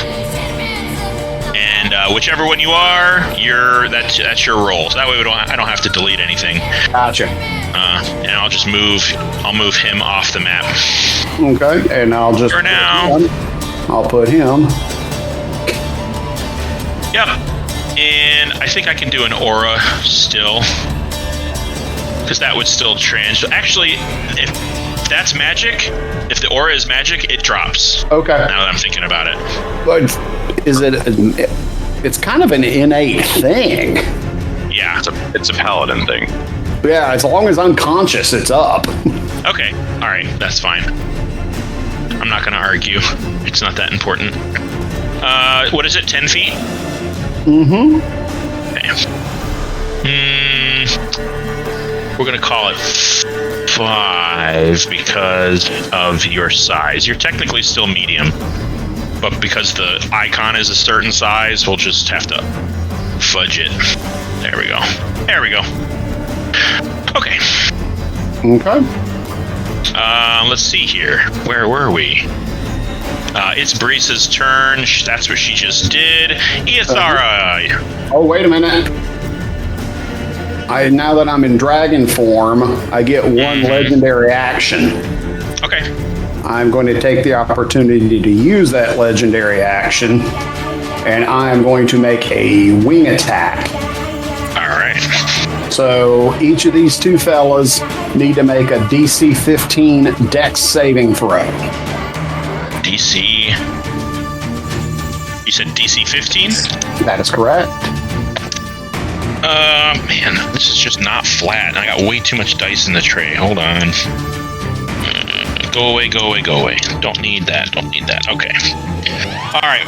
One DC 15. Okay, one is a 13. The other is a 17. Okay, so the guy that took the 13, he takes 1d6 plus 3, and he is knocked prone. All right. He is down. Okay. So 1d6 plus 3 is... He's not looking too hot. So 6 points of bludgeoning damage, knocked on his ass. All right. as other you, guy, sorry, go ahead. I can also move up to half of my wing speed, of my flight speed. Okay. What's the height here? How much clearance do I have? Not much. It's about maybe 15 feet tall. It's not very tall. So it's going to be kind of like a leap. Yeah, just more like a glorified leap, like 5-10 feet in the air. Okay. The guy next to you, does he get an opportunity of attack? I haven't left his melee space. Like, I don't have that much clearance. I mean, I can elect to just stay on the ground then if it's that low. Yeah, And just kind of glide over somewhere else. Huh? Just kind of glide over somewhere else. Mm-hmm. Or just stay where I am and just... All right, well, as that happens, you can decide where you want to go. It's not a problem. Brisa, who's up here... Hold on. I thought that was the end of their turn. That was. She's going to spin around and, as a free action, shout into the portal and say, Master, they have infiltrated the cave. Please, they have a dragon. What must we do? What must we do? And that's going to totally end her turn. It is now Eothara's turn. Okie dokie. So there's somebody who is beating me up. So I'm gonna try to stab him with one of my daggers. 26 to hit. 26 definitely hits. Okay, that'll be 8 points of damage, and then sneak attack because Axton's right there, so 16. So that'll be 24 total points of damage. Going to and I'm going to He falls dead. woohoo! Love that for me. That was a big hit with a dagger. I'm going to try to Offhand. I'm gonna move myself. I'm gonna move about. I'm gonna get some line of sight going on here. Move up to right about there. And that'll be my turn. All right. Was that a bonus action disengage or? Who I killed him. There's another one there. Then yeah, sure. Bonus action, disengage. And then go. All right. Yuno is going to move, now that this guy's dead, he's going to move over here, and you see him look at his hands, he's like, okay, I think it's back. And he is going to fire another fireball. Yes. Right here, and you see him raise his hands, and this swirling mass of orange fiery light erupts from his hand. He shoots it, and as it travels in this direction, as soon as it gets to where this zombie is, it goes out. Fuck. And he goes, there's an anti-magic field here. I think it's coming from her staff. And she gets a whole nother action again because it's been her turn already. So she is going to, you see her react to this, and she turns her staff again towards Yuno, and he goes, yeah, definitely. I'm just curious, what does that do for Koza's spiritual weapon?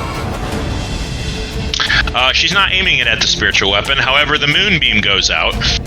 Okay. Which I have to get rid of it. And Koza goes, damn. Well, that gives us a little bit of understanding of it, so. Why can't I pick it up? There we go. Because it's the moon. No, I'm kidding. All right. There we go. Okay. That's Yuno's turn. So which way is she aiming that staff again? She's aiming it in... Sorry, I meant to do it and I never did. This direction. Okay. Like right here. Or something. It's hard to really see where it's pointing. She's just kind of aiming that hole in the sack. It's Axton's turn. Okay, I guess I'll move up to this guy here that's been throwing daggers at me. All right. Get right next to him. And I shall start hitting him with the halberd. All right. 13 to You hit. can see him. He is not hidden. But no, and he dodges out of the way of your attack. Same with that one. Yep, both of them. And he's actually going to do a disengage flip backwards, since you missed on both. Okay. About 10 feet. About 15 feet. Just out of your range. Okay. Oh, then I'll move up Okay? and then go into my tunnel defense. All right. It is the Blackwing's turn. He is going to bonus action disengage, which negates your opportunity of attack, and he is going to use his full movement to sprint and dash. Alright, Away. disengage does not ignore my tunnel fighting. All right, go ahead and make one attack against him because he is booking it away. Because that is going to be 35. His dash is doubled, so yeah, he's leaving very fast. He was gone. 7 damage. That hits. Yeah, you get a chunk of his bicep as this dwarven rogue just kind of flees the battle and kind of leaves you standing there. It is the Blackwing's turn. Well, I don't want to interrupt too much, but the effect that's on me, the Witch Bolt, should be taken off of me as well. That is because he can't I'm see you, outside right? I'm outside the range. Okay. Yeah. Good point. Boop. All right. Yes, it is the Blackwing's turn. This zombie is going to kind of stagger towards you guys here. He's going to take 2 slam attacks, one against Luna, one against Baranor. One's a natural 20, the other one's a natural 18. The natural 20 is against Baranor. The 18, which turns into a dirty 20, is against Luna. Okay. So, Baranor, you take a total of 12 points of bludgeoning damage. I need you to make a con save. And Luna is going to take only 6 points of bludgeoning damage, and she needs to make a con save. Save? Yes, sir. A zombie just got all gross and juicy all over you. Yep. It doesn't smell good. So Baranor got a 15, Luna a 9. Baranor, that's a pass for Baranor. Unfortunately, Luna throws up her last meal as the fumes of this zombie attacking her get inside and just really mess with her equilibrium and her stomach. She vomits all over the floor and kind of like passes out for half a second, so she's prone. Sure. This guy's going to use half his movement to get up. He and the orc are again going to gang up, and they both have advantage on this attack. Yeah, one's a 27, the other one is a 19. Can I still use my protective wings reaction? Oh yeah, that's not magic, that's just you using it. You said it was a... Give me the 2 rolls again. 27, Uh-huh. and the other one was a 17, I think. Okay, so that is my AC, so I'm going to use my wings to deflect that 17. Okay. That's just for the half-orc here. The other guy has 2 daggers, so we'll get to all the damage in a second. The one dagger, that's 2 16s, so that's a 20. And that one's not very good. That's a 15. That one misses. 20 and a 15. All right. The dagger that he attacks you with here is going to hit you for 7 points of piercing. And the hand axes, I believe they both hit or one hit? One hit. One. That's going to be 11 points of slashing. Okay. There's that. This guy's a zombie. I think he's pretty sure he's still alive. He's just going to keep hacking away at Luna with 2 strikes from, or he only gets 1 actually. He's not at his full capacity, but he still hits for a 20, dirty 20, and that's going to be 8 points of slashing against Luna. This guy right here is going to move around to the other side. Move over here so he can actually do stuff. Oh no, wait, actually he's going to back up over here. Back up over there where he can actually fire off a couple of fire bolts. One he's going to aim for Giovanni. That is not great. That's a 14. The other one he's going to aim for Koza. And one for Koza misses. This guy right here is going to fire a bow. He's going to fire it at the dragon. I mean, everybody's going for the dragon. It seems like the biggest threat. That's 2 strikes. One's a natural 1. One's a 16. Both miss. Both miss. Who else? Oh, yeah, the 4-armed werewolf. Wolf or bear? All right. Yeah, I was thinking this looks more like a bear. Where a bear. Yeah, sure. He's just real big, so all of his features are big, and bears have kind of a canine face, but yeah, he's going to move, and he's got a 10-foot reach, so he is going to just step right here, and he's going to have 4 attacks against Giovanni. Jesus Christ. 4 attacks. Oh, really? Only one of these gets above a 20. What was it? Well, I use my reaction, so it doesn't matter. Yeah. Okay, so 1 hit. 1 hits. That's going to be 8 points of slashing damage. And since only 1 hit, he doesn't get to do something cool. That's going to end his turn. Woo-hoo. And I think that ends everybody else's turn. Yep. That's going to end the Black Wing. Baranor, you're up. I'm going to kind of lower my bow in my left hand and Well, you got your dragon now. I know, Greg, pull out the dagger with the right, and I'll make a strike at this zombie in front of me, right next to me there. Mastercraft. There we go. 23. Okay. That hits. Okay. Sorry. Yep. Definitely hits. Okay, 9 points. And Koza's right next to me, so I get sneak attack. So that's 13 damage on him. Okay. Luna's gonna go after this other zombie in front of her.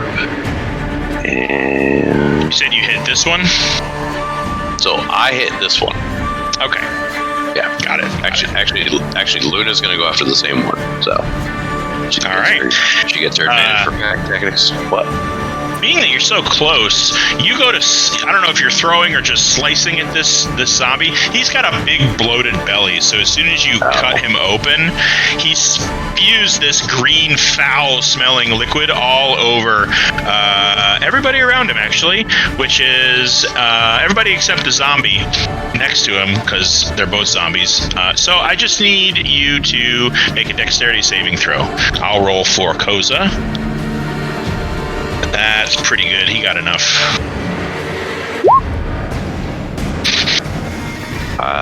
Baranor with a dirty 20, and Luna with a 15.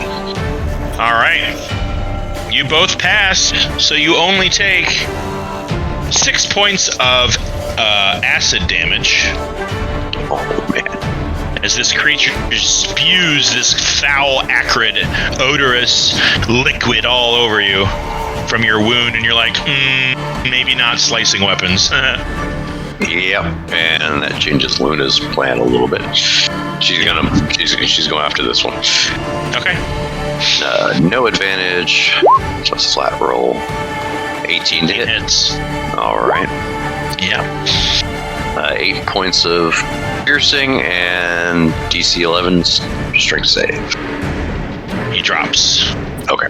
And he is well and certainly dead again. All right. That's my turn. All right. Koza is... I'm going to have Koza roll an intelligence check to see if he can figure this out. Nope, he has no idea. Except for what Yuno says. So he doesn't exactly know where this beam is. So he is going to move over here because he can't get anywhere else. And he's going to cast Shillelagh on his staff. And he's going to... Or not staff, on his glaive, his moon glaive. And he's going to slice and smack this zombie right here as hard as he can. Hopefully. And that's a pretty good one. He's going to slice him wide open. So he's going to need to make another dex save, and so is Luna and Baranor. And he's going to go, damn! Well, he's got a glaive, like a silver metaled glaive, and he's able to attack with it. It's just going to have a little extra damage. Gotcha. Yeah. Like a slashing club? Wow. That's only going to be 2 points of acid damage to anybody who doesn't pass their save, which... is that a fresh save, this one?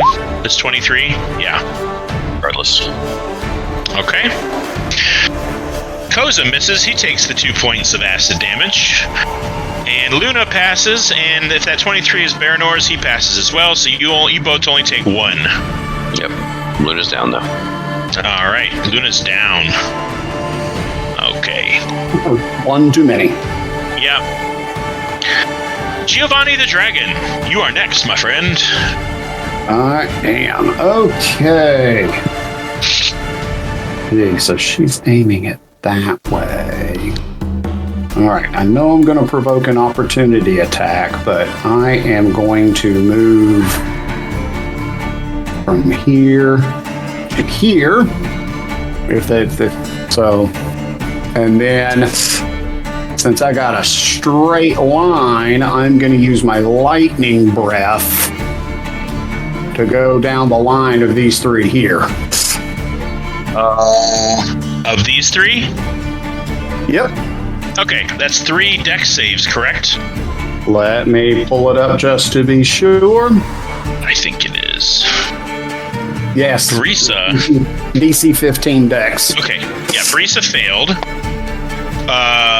The archer got a natural 20, okay. And Rikosh got at this point, he's got higher dex. He got a 19. Okay, so half damage. Half damage for everyone but Brisa. You have got to be fucking kidding me. 14's good, right? Yeah. 3 to 10. I guess there's a 1 in there. Alright, so 14 points of lightning damage for those who failed, 7 who succeeded. Yeah. So as you strike with this devastating attack, you see Brisa actually fall backward and catch this lightning strike full blast. Her staff kind of gets flung out of her hand for a moment before she catches it. It is now no longer pointing at you. It is pointing off in this general direction just for a moment. She staggers. You see her head just kind of like almost enter the portal, and as she does, she kind of catches herself and looks up, and from behind her, you see a familiar face. Within the portal, something emerges. 2 long, bony horns, followed very closely by a large reptilian skeletal black snout. A black dragon head emerges from the portal. I'm going to move these guys just out of the way for now. You see the visage of Shekis. Who disturbs my slumber? Brisa, you fool! You ask for help when it should be you who is in charge. I curse you. I curse you all. Have fun with this, Crown Collectors. How about a little something to spice things up? And Shekis, her eyes glow green, and she directs her head towards this cauldron. And this green energy explodes inside the cauldron, and this roiling energy starts to just kind of radiate throughout the whole room, and you feel this archer and Brisa and this mage start to get pulled towards the cauldron. The werewolf or werebear kind of hunches down and grabs the ground. It's almost as if gravity is pulling him too. And Shekis' head disappears into the portal once again. As you're all standing there, this potion, this cauldron roiling around, it grabs all three of them and they all explode and morph and pull and twist and growl, and you see this mass of flesh starting to form. The four-armed werewolf stands up on his hind legs, and just as he's about to roar and slash at Giovanni, this mass of flesh wraps around the werewolf, grabbing him and absorbing him into the mass itself. And you now all see this creature. Hold on. Not Giovanni.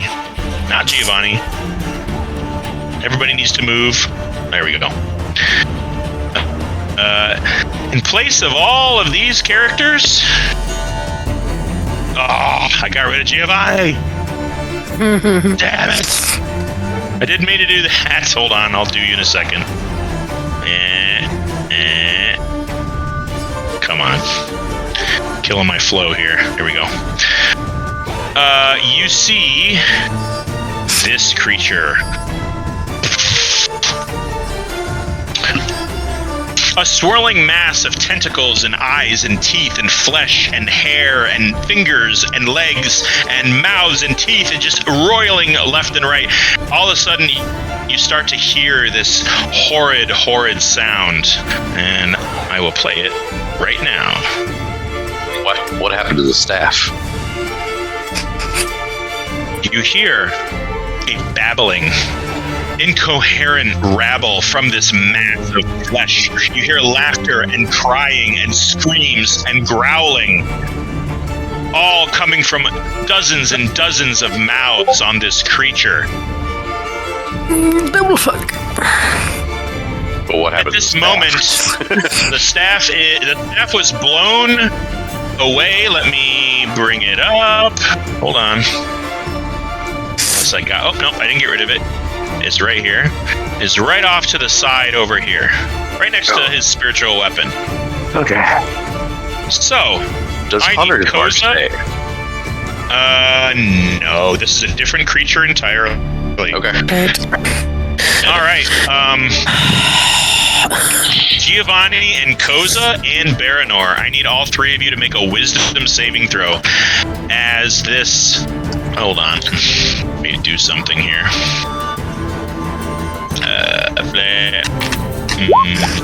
Now, Koza will get a +4 bonus on his saving throw because he's within 10 feet of me. Well, shit. Oh no. All right. Koza gets a... What'd you say? He gets +4 to his wisdom save. Okay, yeah, he passes, no problem. So this insane kind of babbling going on that's echoing off the walls from this mass of flesh and tentacles starts to get inside your head and drive you mad. Baranor, I need you to...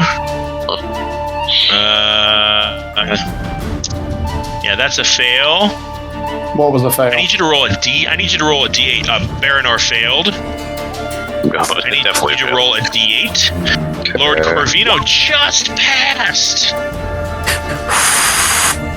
A 5. A 5. All right. Where am I at here? This can go away. This can go away. This can go away. Lord Corvino would also benefit from his own aura, so... Okay, so then he's good. You got a, what did you get, an 8? Yeah, well, me? Yeah, you. The wisdom stay was you got a 4. You got a 4. And then you asked me to roll a d8. I rolled a 5. Oh, you rolled a 5. Oh, that's what I wanted.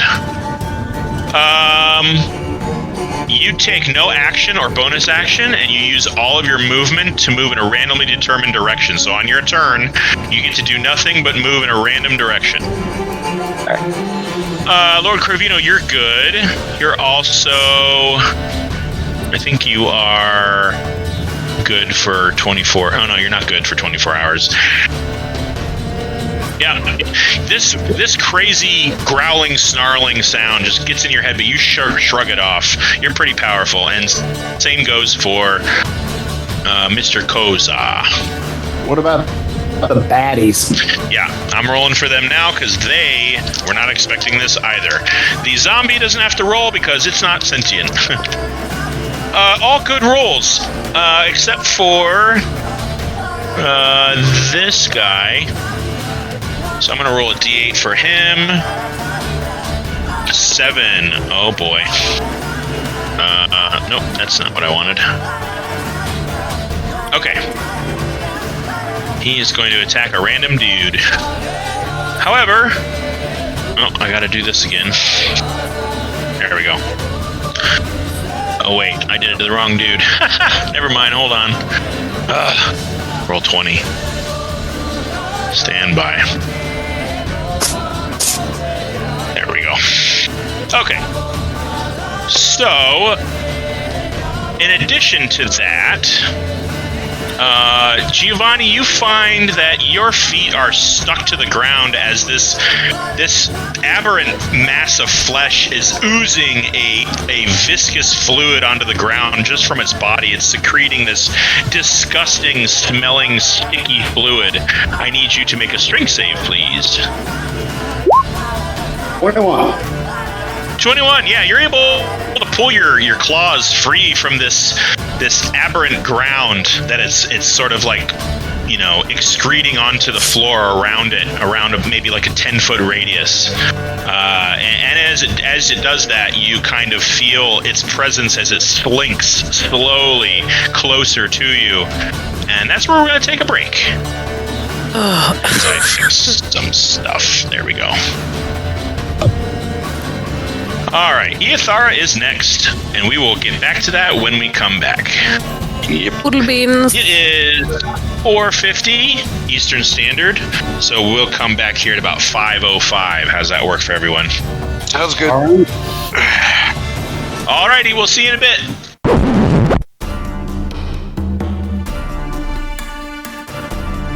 Alright, well... Iyethara, you watch as this writhing mass of fleshy tendril tentacles and mouths and teeth and eyes grow to a large size behind this zombie over here and Koza. It's a little difficult for you to see, but there's this howling, disgusting, creepy, insane babbling coming through it. It is your turn. Oh, well, that's really bad. Okay.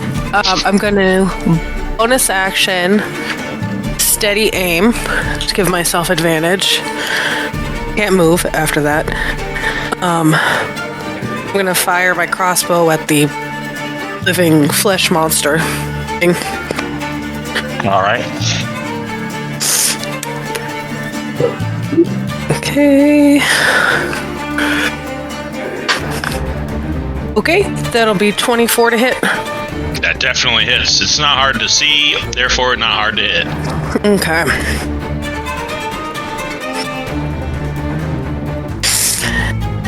Okay, I'm gonna re-roll that. It's got the same number. Of course I did. Okay, so then plus 14 is 21 points of damage. 21. Nice shot. Yeah, you kind of shoot this thing right through one of its eyes, and it's not symmetrical. None of its faces, or not. It doesn't really have faces. It just has amorphous eyes and mouths. You shoot one through the eye, and this like, round leech-like set of teeth, almost like a leech jaw, surrounds the eye you hit and swallows it, and your bolt kind of sinks into the flesh as it gets chewed up by these teeth. This is really, really gross. And that'll be my turn. All right. That is your turn.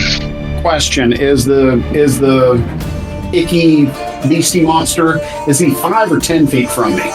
He's technically 5 feet away, or 10 feet away, because you count as a medium creature. It's just you're a big medium.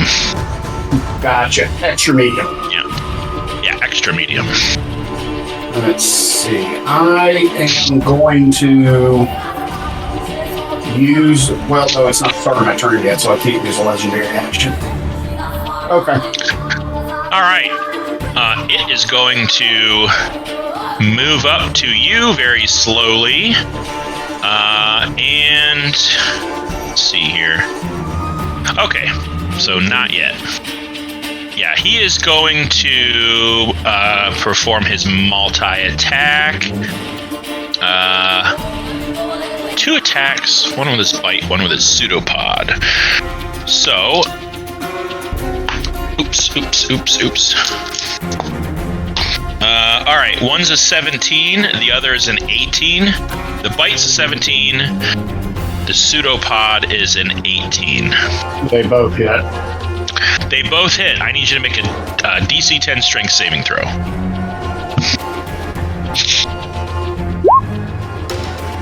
All right, you are knocked prone as this thing just sort of envelops you and pushes you down onto the ground. They +4 for me. +4. +4. It's a DC 10, so that'll make it. Yeah. All right, yeah.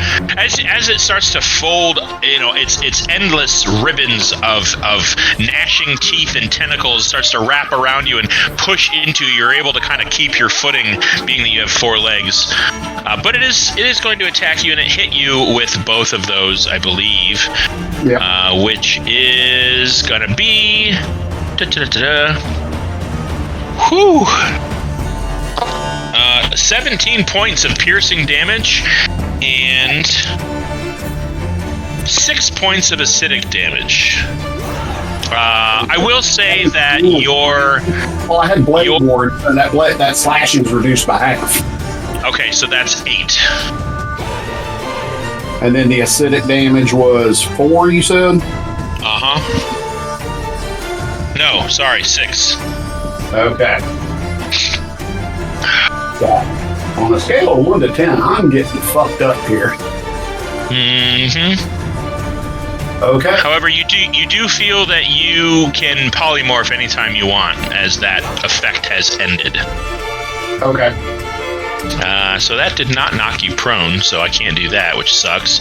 However, he is going to hit with his attack, so he's going to perform Vile Mitosis. You see this gibbering mass of tentacles and teeth and eyes.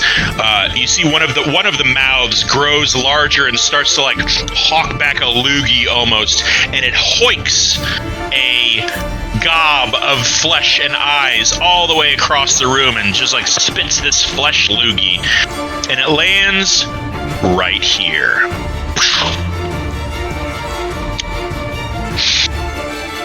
And that's what this... Oh, hold on. This is what this little monster looks like. And another little piece of itself starts to... It splashes on the ground, starts immediately wriggling and writhing, and goes to attack both Baranor and Iathara. It's going to attack each of you. Let me bring up its thingy. There we go. Okay. I need Baranor, Iathara, Yuno, and Koza to make wisdom saving throws as this this creature is also gibbering and babbling incoherently, and it's just driving you crazy. Doesn't matter that I'm already affected by the other one. That's... no. You're fine. You don't have to roll, because you're going to do something. Yeah. Passes. And Koza needs to roll as well. Koza's got a pretty high wisdom. That's pretty good. That's 18. I also got 18. 19 right. minus 1. Nice. Well, it was good enough. And whatever this thing is saying towards you is falling on deaf ears. As it doesn't seem to affect you too much. And that's going to end its turn. It is Yuno's turn. He is going to cast... Go ahead. Nothing. Go ahead. Nothing. No, I sang mistake. Not my turn. Oh, yeah. Okay, yeah. Yuno is going to... Let's see here. He does not like the look of this thing, so he's going to fire off a magic missile right onto this new gibbering mouther that has arrived here. So that's 3d4, just straight damage. Good. 8. That's 10 points of force damage on this guy. And he is... Yeah, it does a significant amount of damage to this thing. You see little bits of flesh blast off of it. It's almost half its original size, and it was already kind of small to begin with. Axton, you are up. You don't know any of this. You hear a bunch of, like, craziness in the distance, but you're behind a rock, so... That's right. So, 5, 10, 15. Can I see over here now? Yes, you can now see this disgusting, weird, writhing tentacle flesh monster that was not there before. Hey, can we get rid of the blackness that's here? Yes, now you can see that. I will give all of that to you. Oh, come on. Oh, that's why my turn order's in the way. And I will fire a guiding bolt at this guy. Okay. 17 to hit it. 17 hits. 17 damage.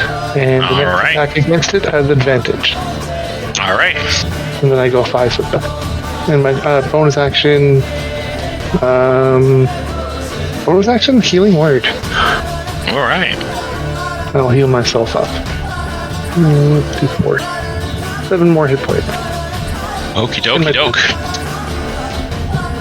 It is what is left of the Black Wings' turn. They're going to both make wisdom saves.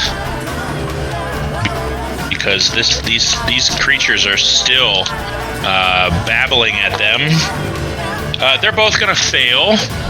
And this guy already failed. So he is going to move as far away as he can, which is right about there. That gets him outside of Koza's melee, so he's going to go ahead and make an opportunity attack. And that's I think that's an 18, and that's definitely a hit. Slightly, I believe. Yep, he's going to strike him for 8 points of bludgeoning damage. And slashing? It all counts. Okay. This guy, however, he fails as well. I gotta roll a d8 for him to see what he does. Ooh, that's a 2. What happens with a 2? He does nothing. He stands stock still. He's just like looking at the mass of flesh, just staring at it. He's even looking like past Giovanni, like this bronze dragon that just morphed out of nowhere. He's looking past you at this giant mass of flesh. Let's see here. This guy is actually still good, so he's going to attack Baranor with his body slam. That's going to be a 17, Mr. Baranor. That hits. Yep. 6 points of bludgeoning damage. 6 points? Okay. Yep.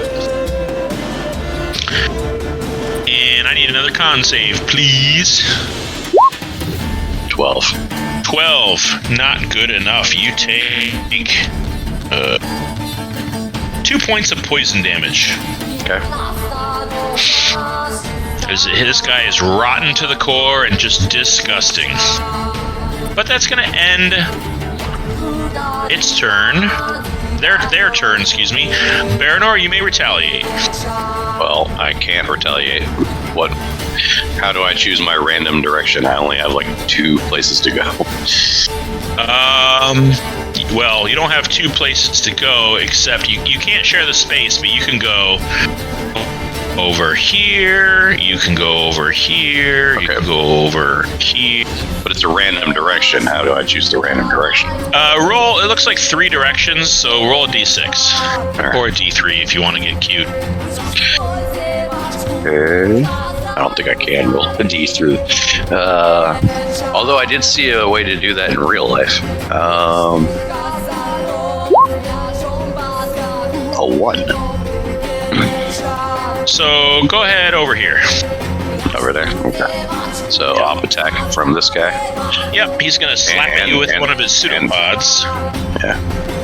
Well, and the other guy's going to do a slam. Okay. One's an 18, one's a 14. The 18 hits. Alright, so that's a slam from the zombie for 3 points of bludgeoning damage. Okay. Another con save? Yep, another con save, please. 11. You take an additional 3 points of poison damage. Okay. Alright. And I need another wisdom save from you. 11. You pass. You snap out of it, but you find that your feet are really gooey and sticky, and as you muscle your way through that terrain, you find yourself pop out the other side where you have good footing. However, Iathara and both I need strength saves from both of you. Fuck. This is fabulous. Strength saving throw. Is stuck. That's a where he is. 16. All right, you're able to flip out of the way and unstick your feet from this gooey, disgusting crud on the floor that seems to be oozing out of this gibbering mouther. All right. It is Koza's turn. Koza is going to... let's see here. He's going to whip around here, and he's going to hit you with a healing word. Baranor, for 8 points of healing. He's then going to have his spiritual weapon schlep on over to the gibbering mass and take a swipe. And he's going to hit it, I think. Yup, that's a hit. It's a 14.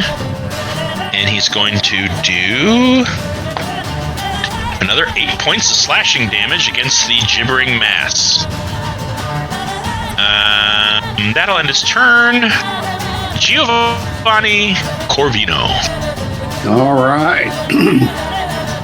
For my action, I am going to cast Toll the Dead on the gibbering mouther. All right, it has been damaged.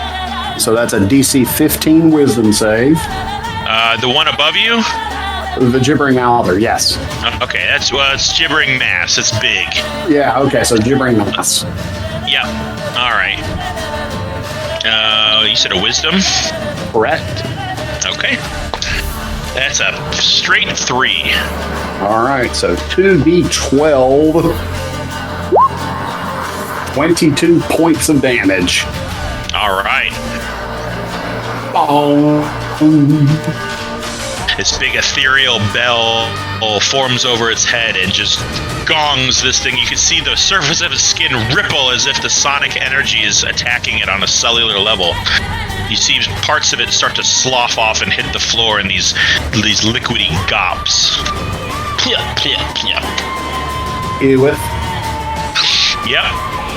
All right, and then for my bonus action, I'm going to use my last Blade Ward. Okay. Oops, wrong one. Cool, right on. Okay.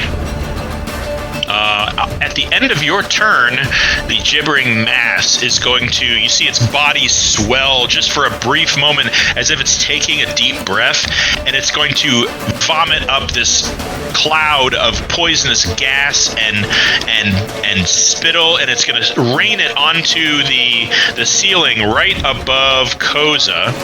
And anybody within 10 feet of Koza needs to make a dexterity saving throw, including Koza. So that's Koza, Iathara, and Baranor. I think you're good.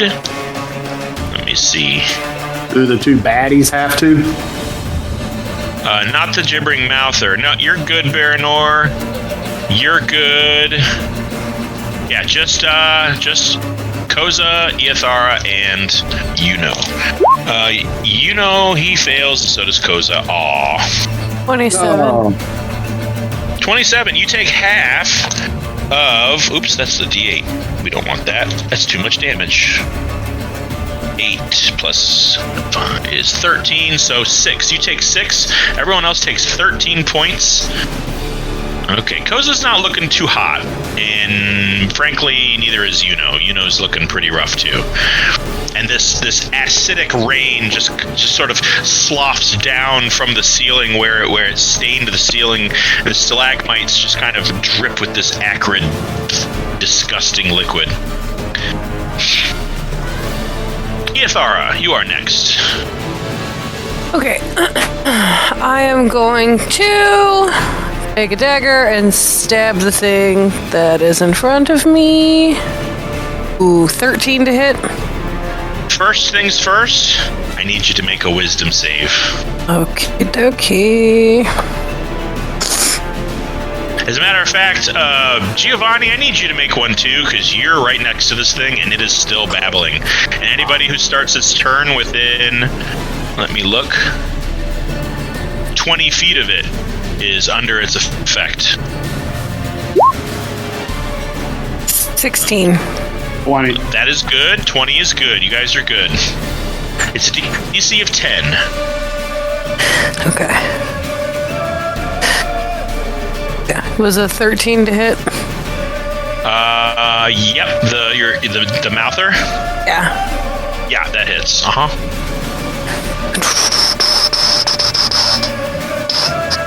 7 plus 10, 17 points of damage.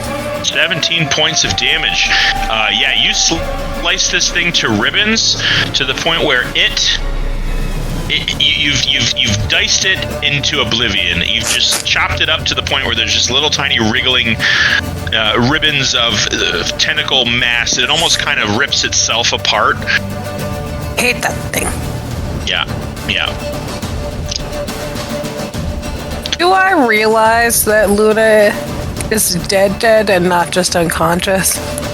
Did you use your bonus action? I'll use my bonus action to... Yeah, make a perception check. Perception, I'm pretty sure, is... Okay. That's a natural 1. I got no idea. Yeah, she just looks like she's not moving much, but she could be trying to hide. You're not exactly sure what. Okie dokie. All right.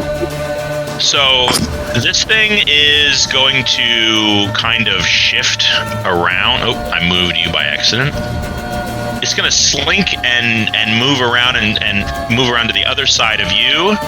So it's going to attack the dragon and the orc. Yeah, that's a 19 on the dragon and a 17 on the orc. So it's going to bite the dragon. So I need did I hit you, by the way? I am going to use my reaction for my last wings, for my last protective wings to Okay. 17. I'm going to use my last one to... and I think I have to hit you.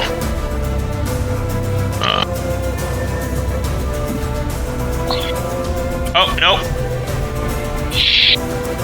I don't have to hit you, but you pass anyway.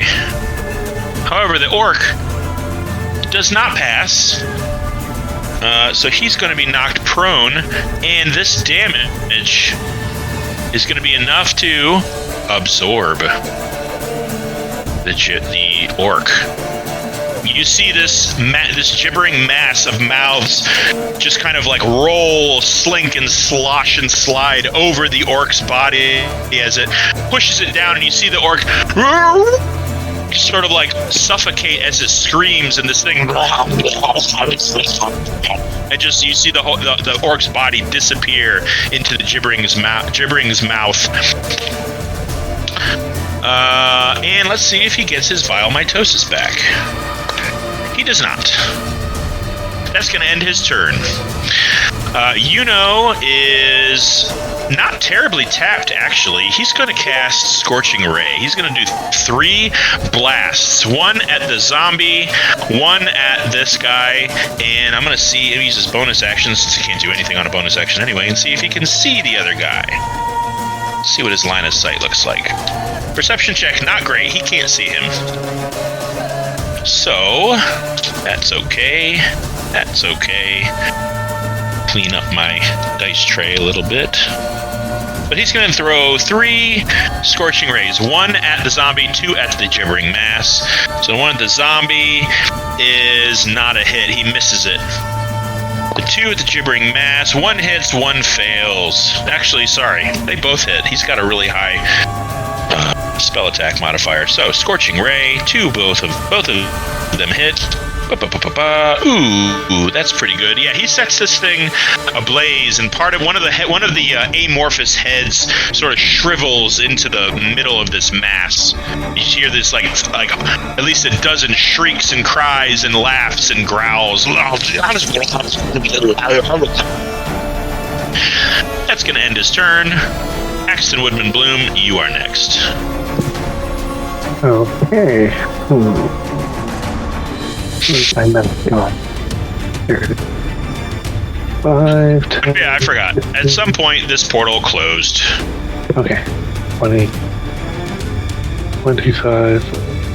I'll go 25 feet and then hit the zombie with my halberd. Okay. 21 to hit it. Oh yeah, that does a hell of a job. Is it still up? 14 points. This thing's pretty dense, pretty massive, although 5 feet away, you're pretty good.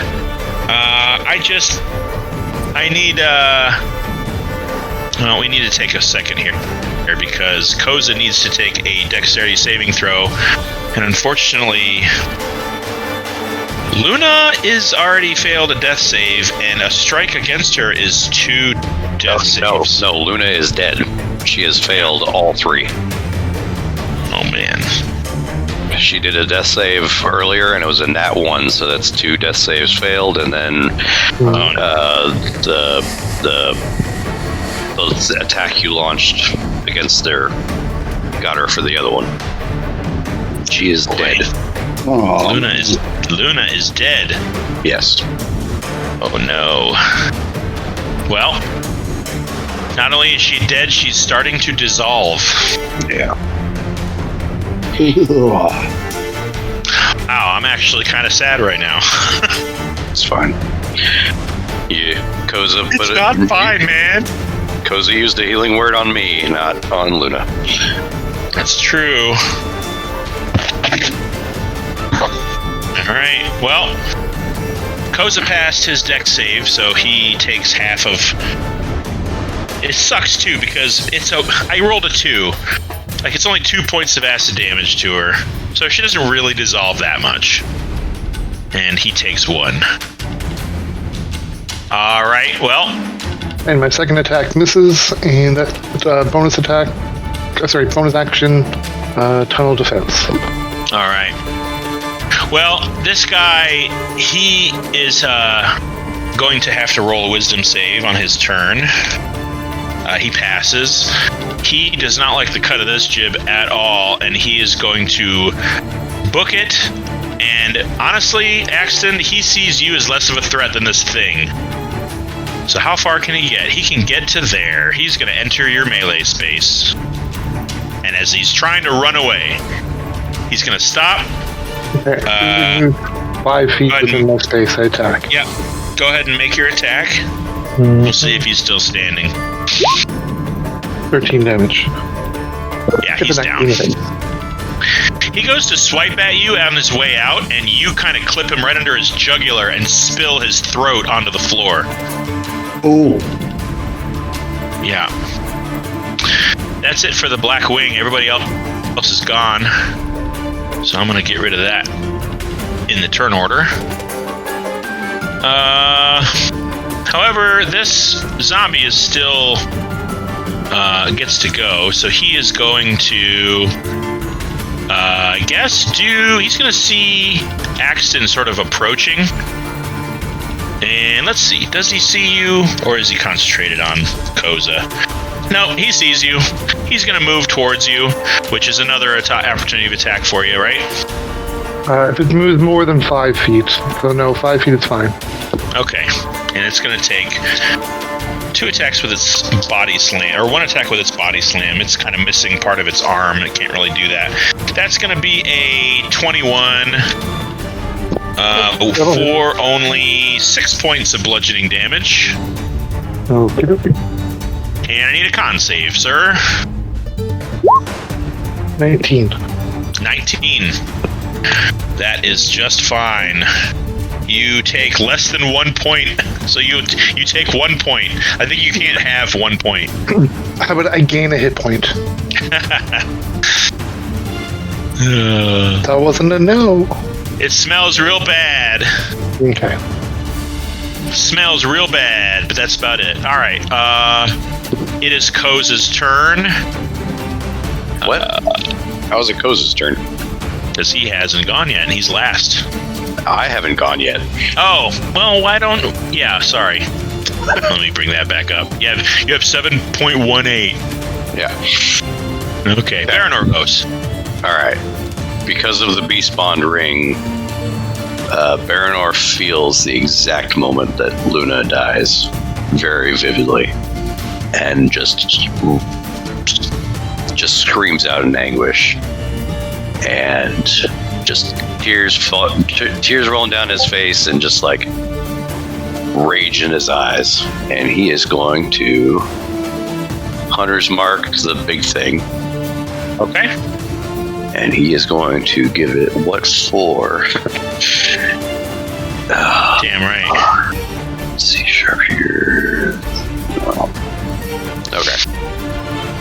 All right, this is going to be a little weird because I didn't have this prepared, but I'm going to sharpshooter Gardener's bow, so it's going to be whatever I roll minus 5, but it's going to do 10 more damage. Okay. So 14. 14 does hit. Okay.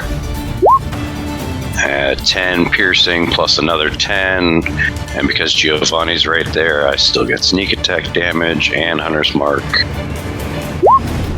So 28 on that first hit. Second attack. That'll miss, obviously. Yep. Almost hit, but it's a critical fail. Yeah. And that's it. Probably missed because of his grief. The tears in his eyes.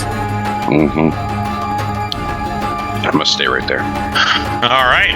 Well, it is Koza's turn. Koza sees Luna fall right in front of him, and he is actually going to cast his... I think he can do Moonbeam one more time. So he's going to cast his Moonbeam. Oop, no, that color. Unless it won't let me do it. Who's got the ring? I believe Yuno has that in the... Or I think Yuno or Koza. Well, we'll say Koza had that. Okay. There we go. Something to keep in mind. There we go. If you want to... All right. He's going to cast Moonbeam right on it, which is a dex save.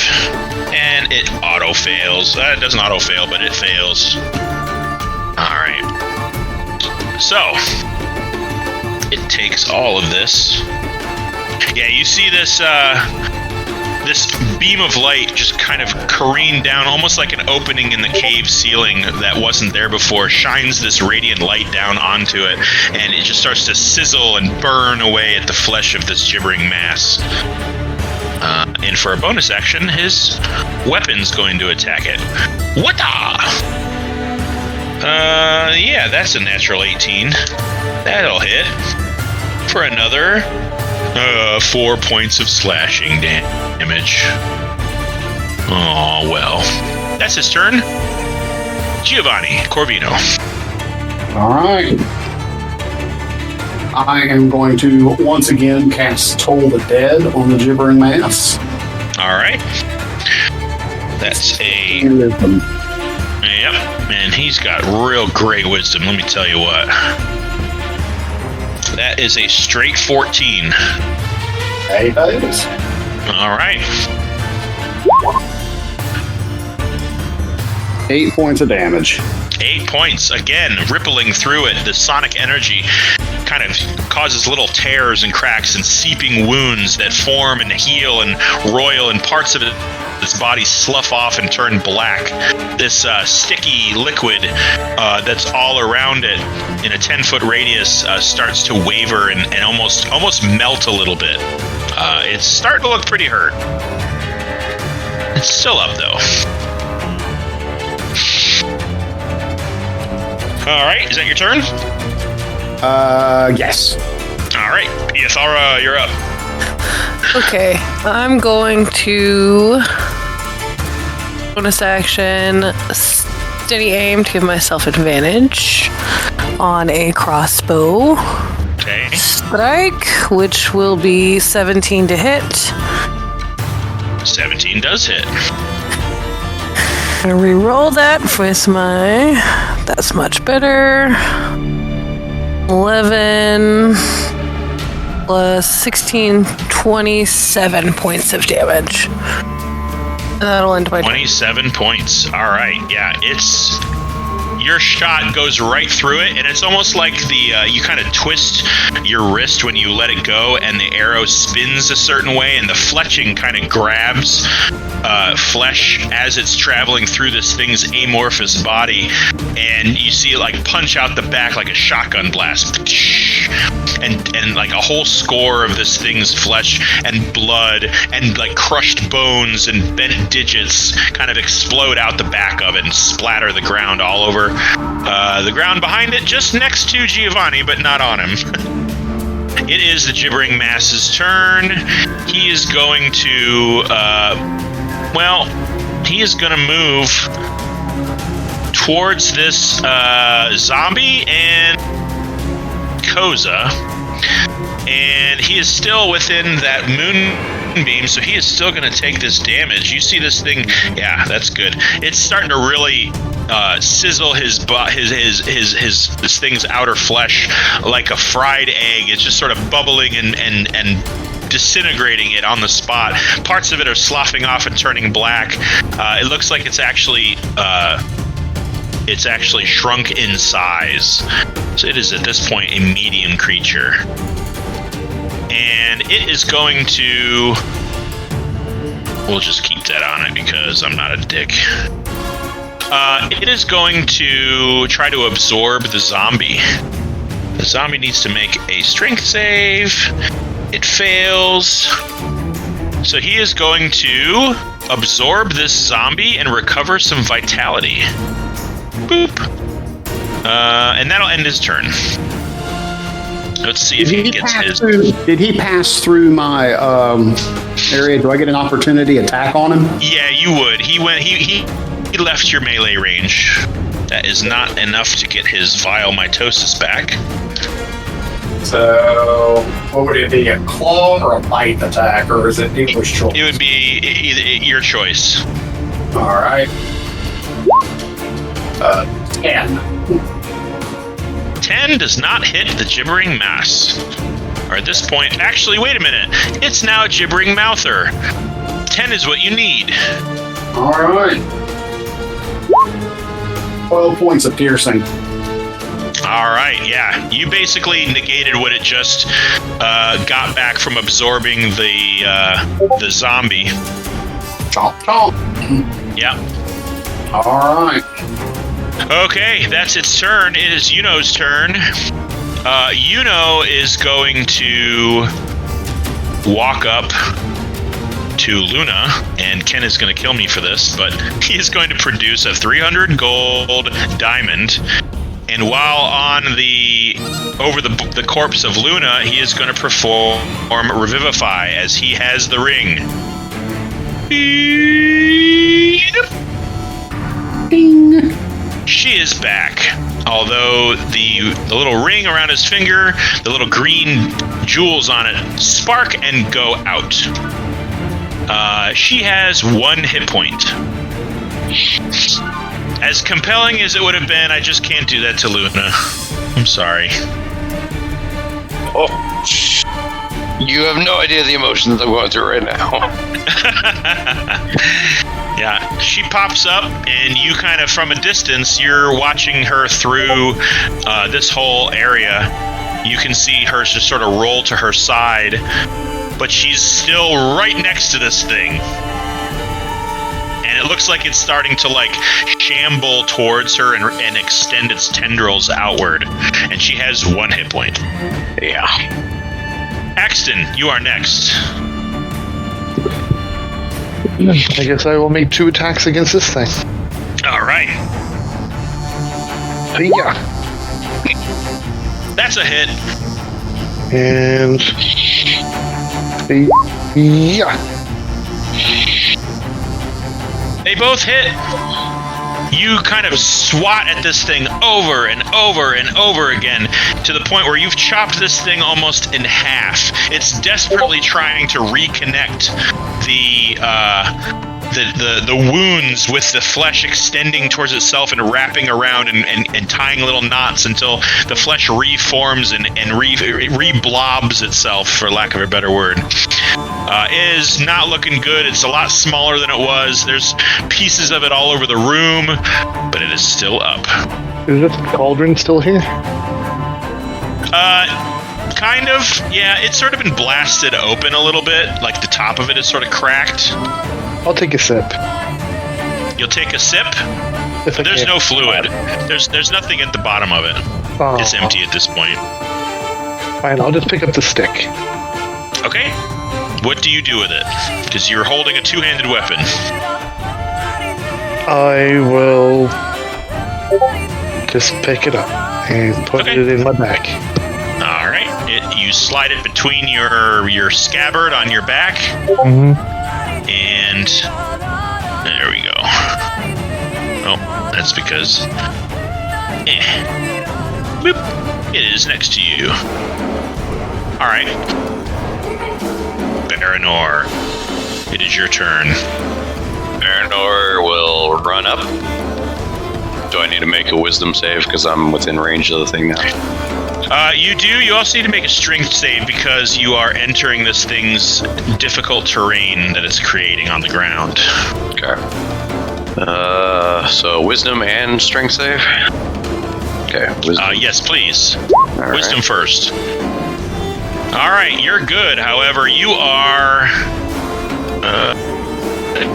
yeah, you're stuck. Your feet won't move. As soon as you touch this stuff, it just sort of like sinks. Your feet sink into it about 1 inch, and it's like this gluey, jelly, sappy grossness that just stinks.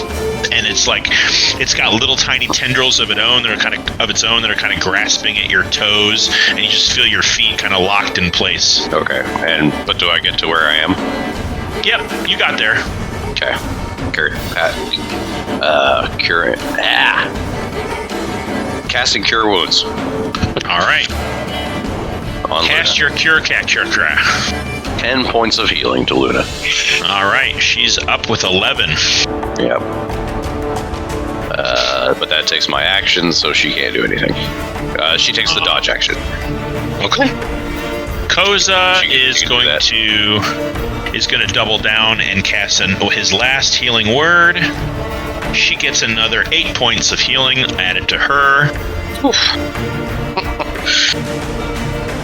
Roller coaster of emotions. Yeah, you guys didn't have to do that. I appreciate it. Ugh. All right. Giovanni Corvino, this once imposing, insane, disgusting, weird thing is now a small, little, wriggling mass of flesh. All right. So I will go ahead and let's see. Yeah, I'm just going to go ahead and attack it. I'm going to do a multi-attack. Okay. 1 bite attack. 21. 21 hits. For 8 points of piercing. All right, yeah, you bite at it, and instantly in your mouth is filled, almost like, this is going to be gross, but it should be, almost like your mouth wrapped its jaws around a giant pimple, and you popped it into your mouth. Your mouth is filled with this disgusting, decaying, acrid, weird-tasting, sour mash that just kind of, it fills your mouth, and you instantly spit it out. You just rip a huge chunk of it away. Ew. All right. Yeah, very, very, very ew. And claw attack 15. 15 also hits. 4 points of slashing. How would you like to do this? After the just I sweat, the last little bit, I just like stomp it like I'm just curb stomping this thing and just squish it out. Yeah, it smashes under your, and by the way, it looked like this, which I like this picture. Yeah, it stamps under your feet, and you just kind of squash and scatter its fleshy bits all over the room. You're all kind of covered with teeth and flesh and slime and hair and bone and just this slimy, what used to be muscle tissue. It just kind of like sprays across your feet and just sort of harmlessly wriggles to the floor. It is good and purely dead. Awesome. Koz is going to drop his moonbeam. He's going to drop his, excuse me, Corvino. Yep. Drop his magic weapon. I'm gonna. And yeah, so at this point, you guys are now alone in this room. What would you like to do? I'm gonna go ahead and revert back to Genasi form. Okie day. And go. I got you down here. Bernard's going to hug you now. Yep. Gonna go retrieve my longsword. Okay. Yeah, you kind of collapse into Yuno's arm and wrap your arms around him, and he's just like, oh, all right, okay. Yep. And he just sort of gently pats your shoulder. Baranor is bawling, like straight up, tears just flowing down his cheeks. Yeah, Luna definitely can read on this. She kind of saunters over to you and looks up, and as you kind of let go of Yuno, which he is very glad of, Luna just sort of, she's a pretty big wolf, so she's, and you're a half-elf, so you're kind of short for a humanoid. She just kind of saunters over to you and gives your nose a little lick as she just kind of like gives like a sigh of her own, a sigh of relief, and your telepathic link is restored, and she just you can see that she is visibly distressed and did not like how it felt to not be here. Yeah, Baranor is on his knees, wrapping his arms around her, crying as well. Corey, I love that one. I don't know where you find these, but that's great. Yeah,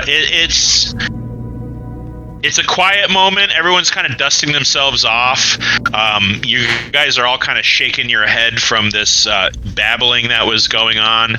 And now that it's silent, you all kind of feel your heads start to clear. And Steph, yeah, that's fine. Cool. Yeah, you can have those potions. Your character is allowed to have a backstory and history prior to joining the group, and an inventory. Okay, yeah. So you have those potions. So who's looking the roughest? Yeah, Koza is tapped for healing spells, unfortunately. I think he can do little things. Let me see. Is anything... I don't think there's a healing cantrip, is there? No. Let me look. No, there is not. That would be super OP if there was. Seriously. Yeah, no doubt. I do constant healing cantrips over and over and over again. Yeah. Yuno is going to watch Luna and Baranor. He's going to kind of give like an approving bow and a nod, and he's going to go way over here to where Axton is and say, "Hey, can I see that?" Fine. Now, he has a staff, so he's going to pull out his wand of identification. It's got 3 charges, and he hasn't used any yet today. We know and what he's it going is. to tap it. He's going to tap the staff, and he is going to give Axton a funny look and say, this isn't magical. I look in the sack. You see a gigantic cantaloupe-sized eyeball. Yeah, that's what I thought. I think Yeah. there's a baby beholder in here.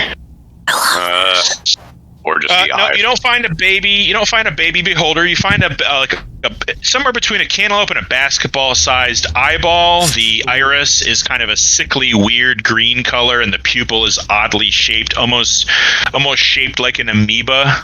And the bottom of it has the bottom of the eye has little red tendrils. It looks like whatever this eyeball belonged to, it was ripped out, and all the tendons and blood vessels are hanging in the back. And attached to the back of this eye is what looks like a red gem, and the tendrils are kind of wrapped around it, and the red gem is dripping blood. Blood. Well, Ewith, this is just getting more and more disgusting as the day goes on. Yeah, and Yuno's going to turn around to the other side of the sack and point the eyeball away from him, and he's going to tap it again. He's going to go, ha-ha! This is an anti-magic field it's providing. And he kind of gets a feeling for how this thing works now, and he points it over to Giovanni, and you feel like whatever magical energy sort of courses through your dragon body, because dragons are very magical creatures. You feel like that energy sort of sap and sort of get leached out of you, and then he moves it away over to Koza, and Koza feels the same thing. He kind of like slumps a little bit. He's like, "Wow, this thing is very powerful." Yeah, no shit. So he's like, yeah, he takes it and he points the eyeball straight down and puts it back in the sack. And he's like, I mean, do you want to carry it or do you want to put it in the bag of holding? Would that affect the bag of holding? I don't know. Just a thought. You don't want to disenchant the bag of holding and everything spill out. Yeah, Yuno's going to look at you and go, wow, Axton, have you been reading? I have. But mostly about potions. He's like, yeah, that's a good idea. We should just kind of carry it then.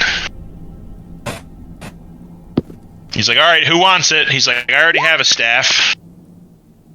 Oh yeah, and by the way, guys, I'm down 40 hit points. So I'm Oof.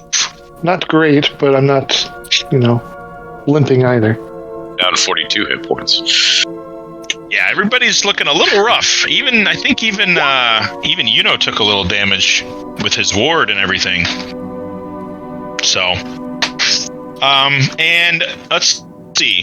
Yuno is definitely going to spearhead tossing this room. Does anybody wish to help him as he hands the staff back to Axton? He's going to make his way over to this area, which looks really interesting. I am going to go over to Axton, and I'm going to use Lay on Hands to give him 10 hit points. Nice. Thank you very much. Baranor will compose himself and help with the search. Okay. I will come over to Baranor and also use Lay on Hands to restore 10 hit points. Thank you. Nice. I'll give you guys. Oh, I'll sorry. give you guys guidance to give you a D4 on the investigation. I think you can only do one person. Yeah, just one person.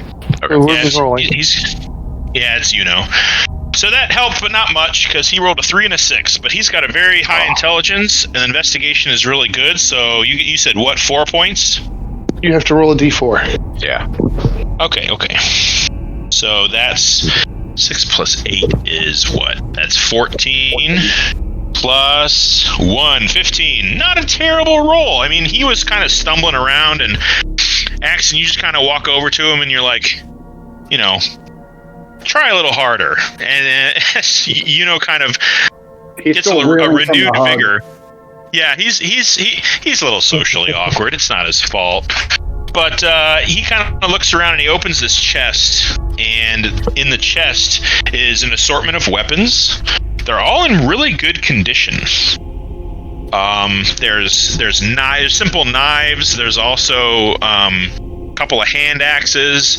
There's an assortment of daggers. There's 3 short swords, and what looks like a package of this leather, kind of like a leather holster that holds 3 kind of triangular shaped throwing stars. And let's see here. Well, and Axton were actually, you guys remember, it was a while ago, right when you guys joined the group in the dungeons of Dias Mordrin, that you had another monk with you. Her name was Sasha, and she actually had a set of these. They looked a lot different, but you recognize these as kind of a monk's throwing weapon. Mm-hmm. Mm-hmm.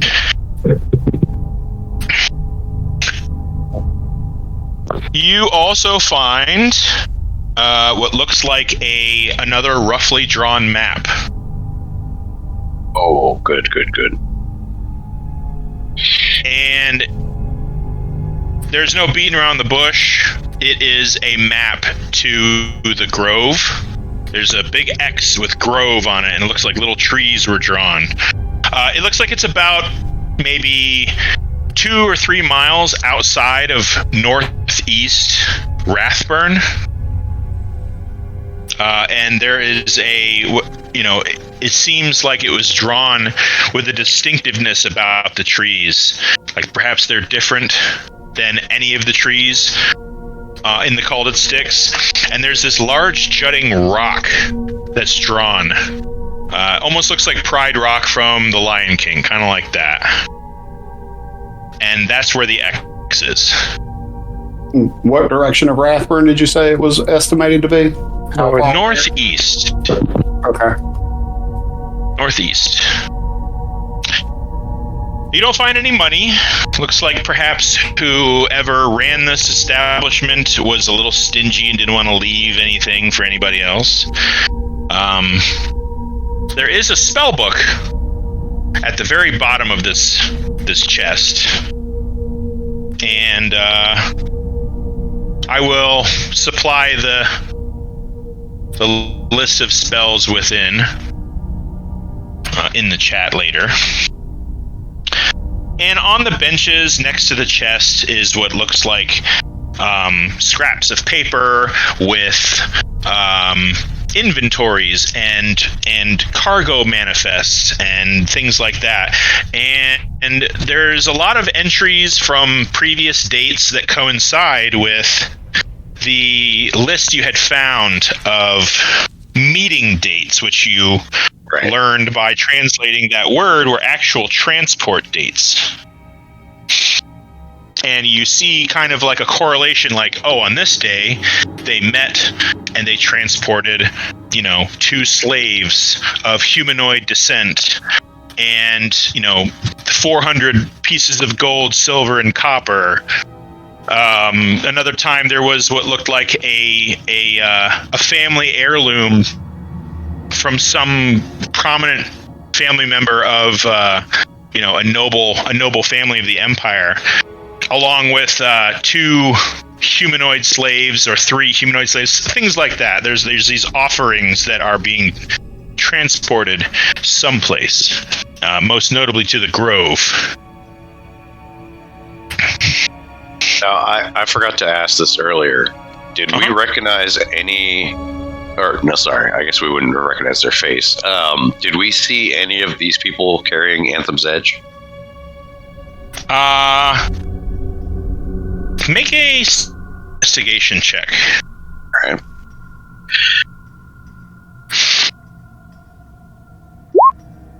Damn! As good as can get. Let me see here. What does that say? All that for a no. 28. 28. All right. So, Baranor, you're over by the tables. You're seeing, kind of wrapping up his investigation. It seems like he's finding kind of everything. There's a whole litany of weapons. You definitely grab a couple daggers. Why not? Sure. How many? But on your way over to where this gibbering mass's body was, it's this pile of you just imagine peach and pink colored loogie, tumory looking wiggly flesh. And you're just kind of gee whiz, do I dare look in there? And as you kind of poke it with the end of the gardener's bow, you hear a clink, clink. You're like, oh, there's something solid in there. And inside of the gibbering mass, which must have been on the hip of one of the people that came down here and got absorbed initially in this gibbering mass's creation, you find the sloppy, slimy, grimy, covered, scabbard, and hilt of Anthem's Edge. Well, I know someone who will be happy to have this returned to them once they return to the living. Yeah. Now that you're holding it, Baranor, you notice it is extraordinarily light. And being somewhat of a amateur bard yourself, you pull it out of its scabbard and you hear this whistling kind of sound as it whips through the air. Go ahead and give me a performance check. Oh, this is going to be bad.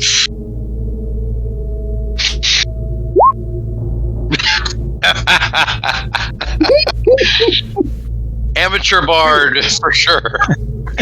Yeah, as you kind of swing it around, you're really only getting like random notes of whistling sounds out of it as you kind of whip it around, kind of the way you've seen Kravish just sort of swing it around. But you're not a big huge fan of rapiers, but man, oh man, it feels real good in the hand.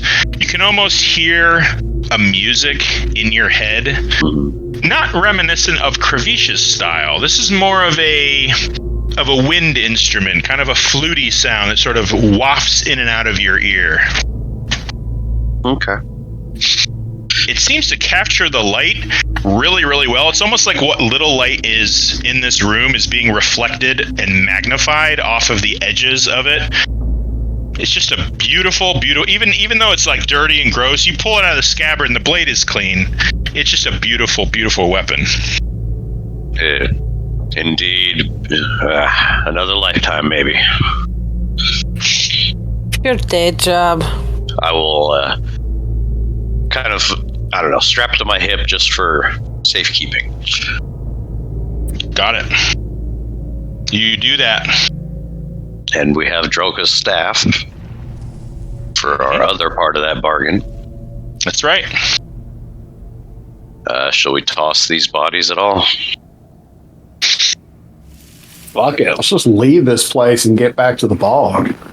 I don't know. I am kind of interested in the body that I killed. This one down here. Because it seemed like, Maeven was a bit upset that I killed this person? Yes. Oh. Yeah, you can... So, I was thinking about that. Who has the... what is it? Whoa, Dagger of talking with the dead or something? yes. It's called That's something. definitely in the bag of holding for sure. Okay. It's the... Dead Man's Tongue. Yep, Dead Man's Tongue. Does not require two. I will post it in the chat.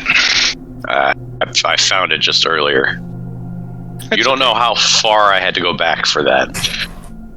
Well, I have all of your magic items in my phone, so anytime you want a fresh reminder, just let me know and I'll throw it in there.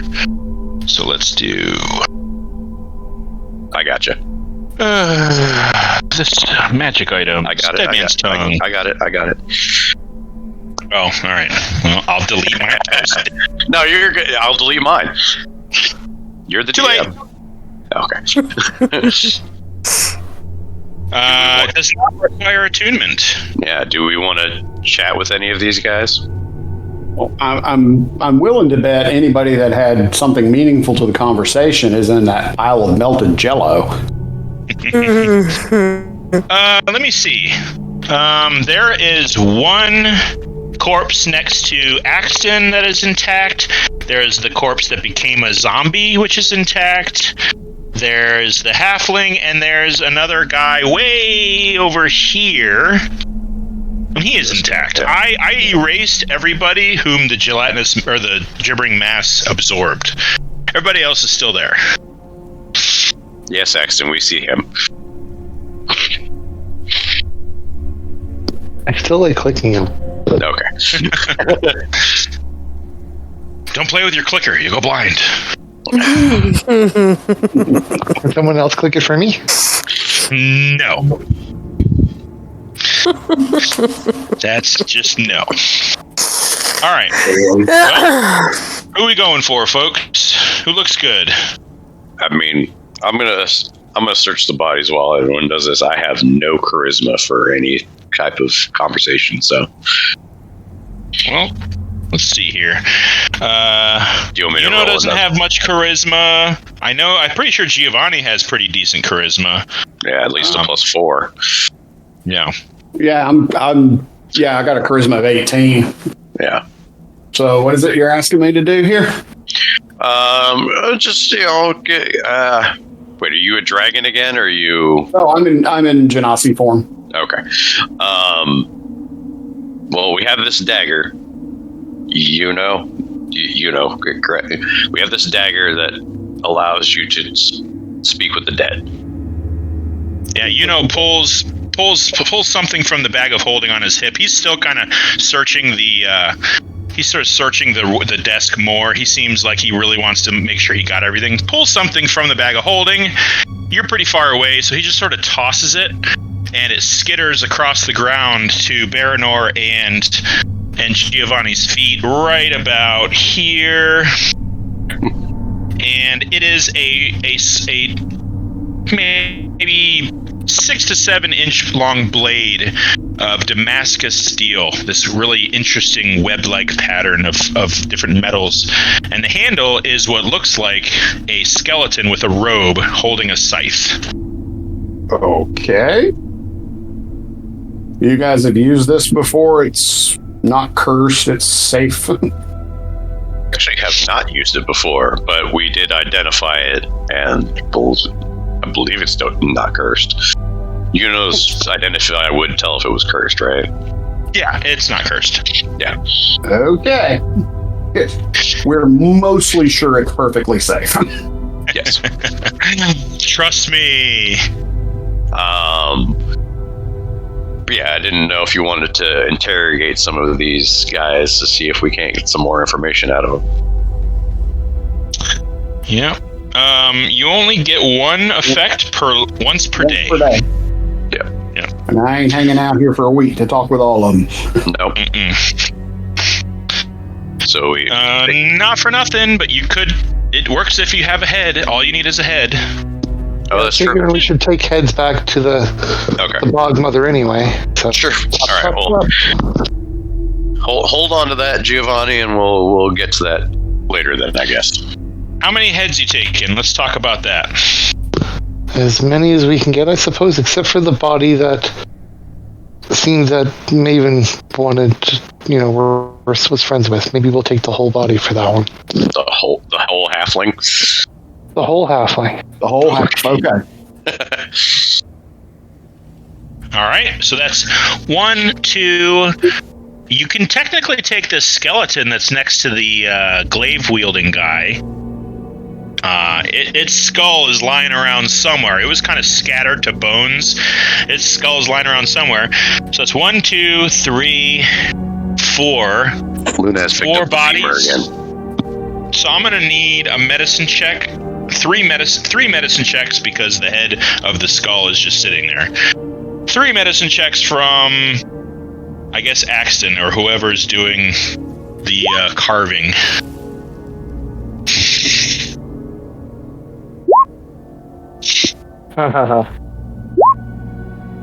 There we go. The first All one right. definitely fail. So you get 1, because the other 2, the first guy that you hit with your axe, you just kind of smush his head because your axe kind of hits stone behind his head and it twists and smushes it. The guy with the glaive, you get that head clean off. Nice clean cut. The other guy's head, he was, already pretty banged up, and it's dark over there, so when you went over there to cut it, you kind of cut the top of his head off at a diagonal angle, and his brain kind of spills out, and it's a little gross, and you're just like, okay. So you got a skull and a head. And did you say that you wanted to toss the halfling's body? Into the bag of holding, I think, was what the... Okay. Yeah. Well, maybe we should look to see what they have on him first. Oh, yeah. No, So Baranor's going to search the headless bodies now. Okay, yeah, I'm going to let the investigation checks roll. You guys are kind of taking your time. Nobody is interrupting you. No one's coming down the stairs. That we know of. Yeah, not that anybody can tell. And Giovanni, Axton, and Koza have real good passive perception, especially the dragon. He can kind of hear everything. You don't hear any footsteps. You don't hear any scraping of boot steps or anything like that. So the bodies all have a collection of a total of 37 gold pieces, 17 silver between them, sorry. And not a lot of copper, only 5 copper between them. Looks like they kind of kept their pennies light.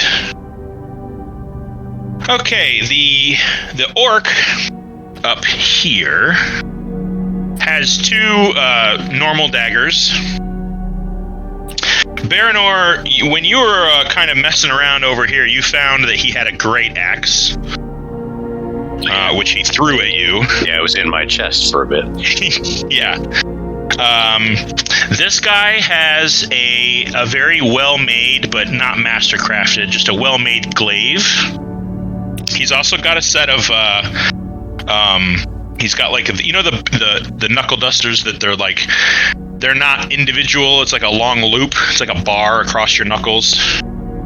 No, but I'll take your word for it. Yeah. Imagine knuckle dusters that it's just one bar across your whole hand. He's got a set of those. He's got 2. And those aid in unarmed combat. You can't wield a weapon with them, but they do offer a damage increase to unarmed combat. They're pretty rusty looking. They don't look that great. This guy over here had a pair of short swords. He had a pouch with a kind of a tan-colored sand, but it was finer. It was almost like powder, about the size of an apple, hanging on his hip. He had what looked like a pouch filled with these cherry tomato-looking berries. And the halfling had a pair of daggers and nothing else, except for his very worn leather armor that is definitely way too big for him. That's 6 daggers in total? Oh, yeah. Didn't I see one of those guys eat that cherry thing and gain health? Yeah, that guy. Yeah. I didn't expect that. Figure out what that is. Is it like a good berry or something? Make an Arcana check. Ooh. Oh, God. Arcana or nature? Arcana. Guidance. You believe in yourself. I can do it. 7. I'll say this. You have no idea what these are, but you get the sense that they're not natural berries. You know a lot of different berries. You don't know all of them, but you've never heard of a berry this large. It's huge. It's the size of a ping pong ball. Would Baron know what it is? You can go ahead and make an Arcana check too. As you're looking at him, just kind of inspect it, turn it over in his hand. Because I know my berries. Let's see. Arcana. Not much better. Yeah, I mean, you're definitely sure between the two of you that this is not a natural berry. You just don't exactly know what it is. Maybe somebody injected something into a berry and turned it different. Maybe it's a spell. Maybe it's some kind of candy that you've never heard of, like a candied berry that engorges it in some way. Okay. Definitely smells sweet. We can find out if we had a barbarian in the party. And how many are there? There's 3. Okay.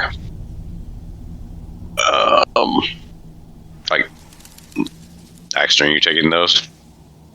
You can have them if you want. Well, I'll pocket them for now. Sure. They seem a little squishy. Squishy. They're very internally wet. Okay. Find like a pouch to put them in. Mm-hmm. Yeah, I mean, you can just use the pouch that they're in. Okay. Yeah, they're in a little pouch on this guy's tip. Yep. Okay. Anything else we need to do here? Do we want to search upstairs? Oh yeah, upstairs is like a trade shop, isn't it? Well, It's a pawn shop. What's left of one?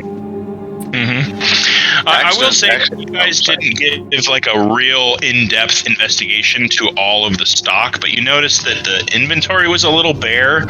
There's a couple pieces of like cheap jewelry. You remember there's a whole like section around the corner that didn't look very big, but you haven't actually looked at that yet. There's some like clay pots with tops on them, so maybe there's contents inside. Well, we got to go up that way anyway to get out of here. Oh yeah. Yep. So are we done down here? You good looking over there? Yeah, I'm good. I think we got everything. Did we take all the weapons? And you never know, we might want to sell them or something. I mean, I held onto the daggers, but you can put the rest in the bag of holding. Okay. There's 2 hand axes. There's a great axe in there. There's a long sword. I think that was it. Ow. I think we got the 2 weapons that really matter, so. Yeah. Does a long sword appear to be better made than the one I'm currently carrying? No. No? Never mind. No, not a chance. Okay. It's not terrible. They're all well made, but they're not. I mean, you've got a noble weapon. Yours was crafted by a famous blacksmith in Dane. Yeah. Is your longsword special? Like +1 or something? No, actually. No. Okay. Well, you have that whip. You have the whip sword. I do have the whip sword. Mm. Yep.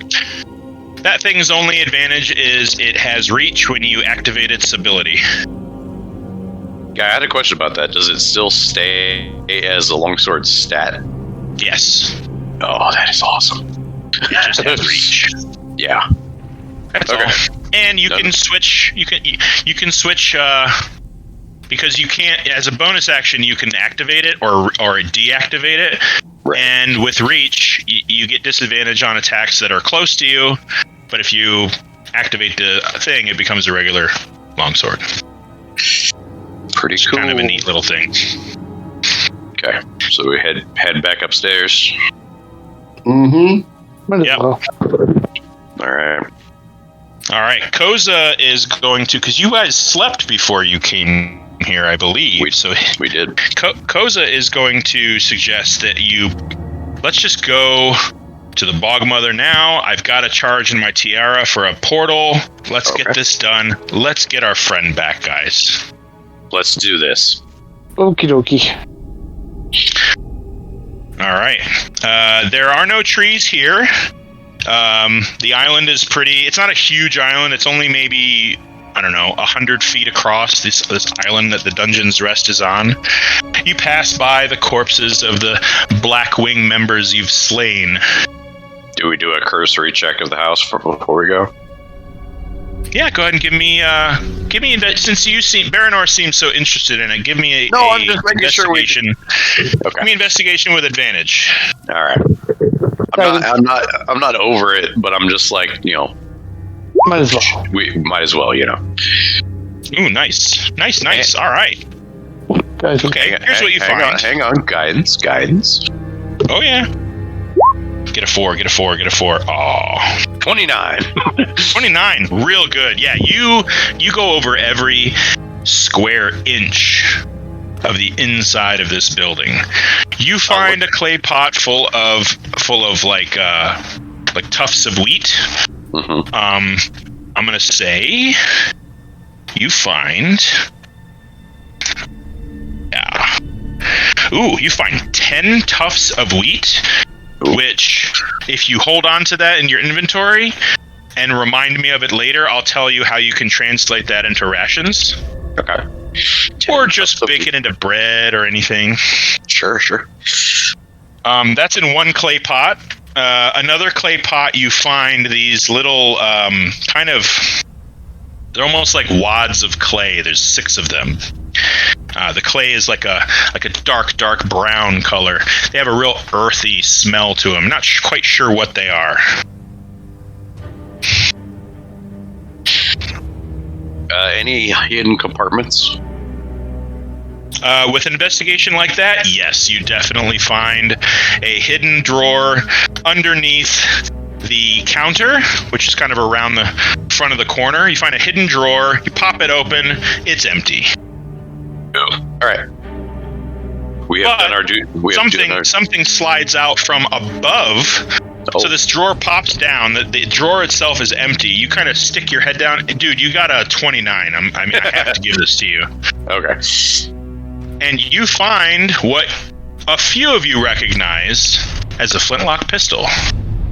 Oh.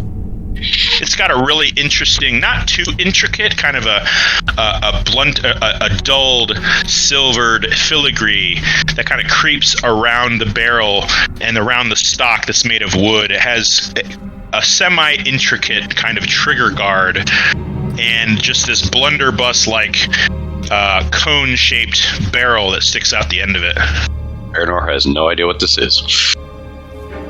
I would say probably at least knows what it is, if not knows how to use it. He kind of opens the action a little bit. And he's like, "Oh, there's a round in there." He's like, "If you pull that trigger, it'll shoot like a firebolt." Very interesting. Yeah, you don't find any ammo though, unfortunately. Okay. Except for what's in it. Sure. You also find, 6 heads of lettuce. They don't look that great, but they're not rotten yet. Okay. You find cheap jewelry, and you can pile it all. You can just put pile of cheap jewelry that look like they're worth about 3 gold total. It's not a lot of jewelry. It looks like it fit inside of a tankard. There's like a little bracelet, a couple rings, a necklace. You find an assortment of wall-hanging weapons. There's a greatsword. Axton, you don't feel that this has any particular value. Yeah, that's what I thought. No more so than the one you already have. You find a couple of wooden shields.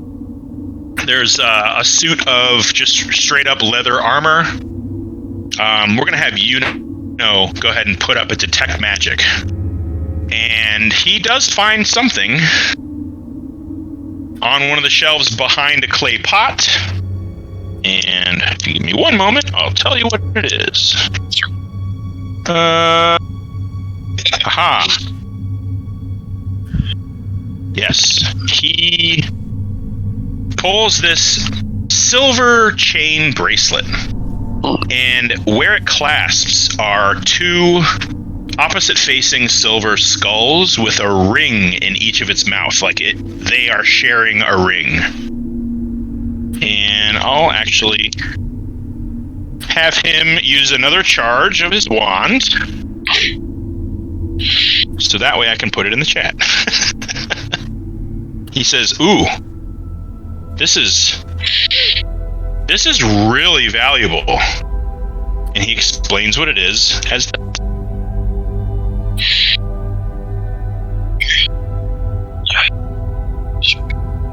open in browser because that's really small. Okay. He listed as a rare magical item, the Bracelet of Reaper's Bane.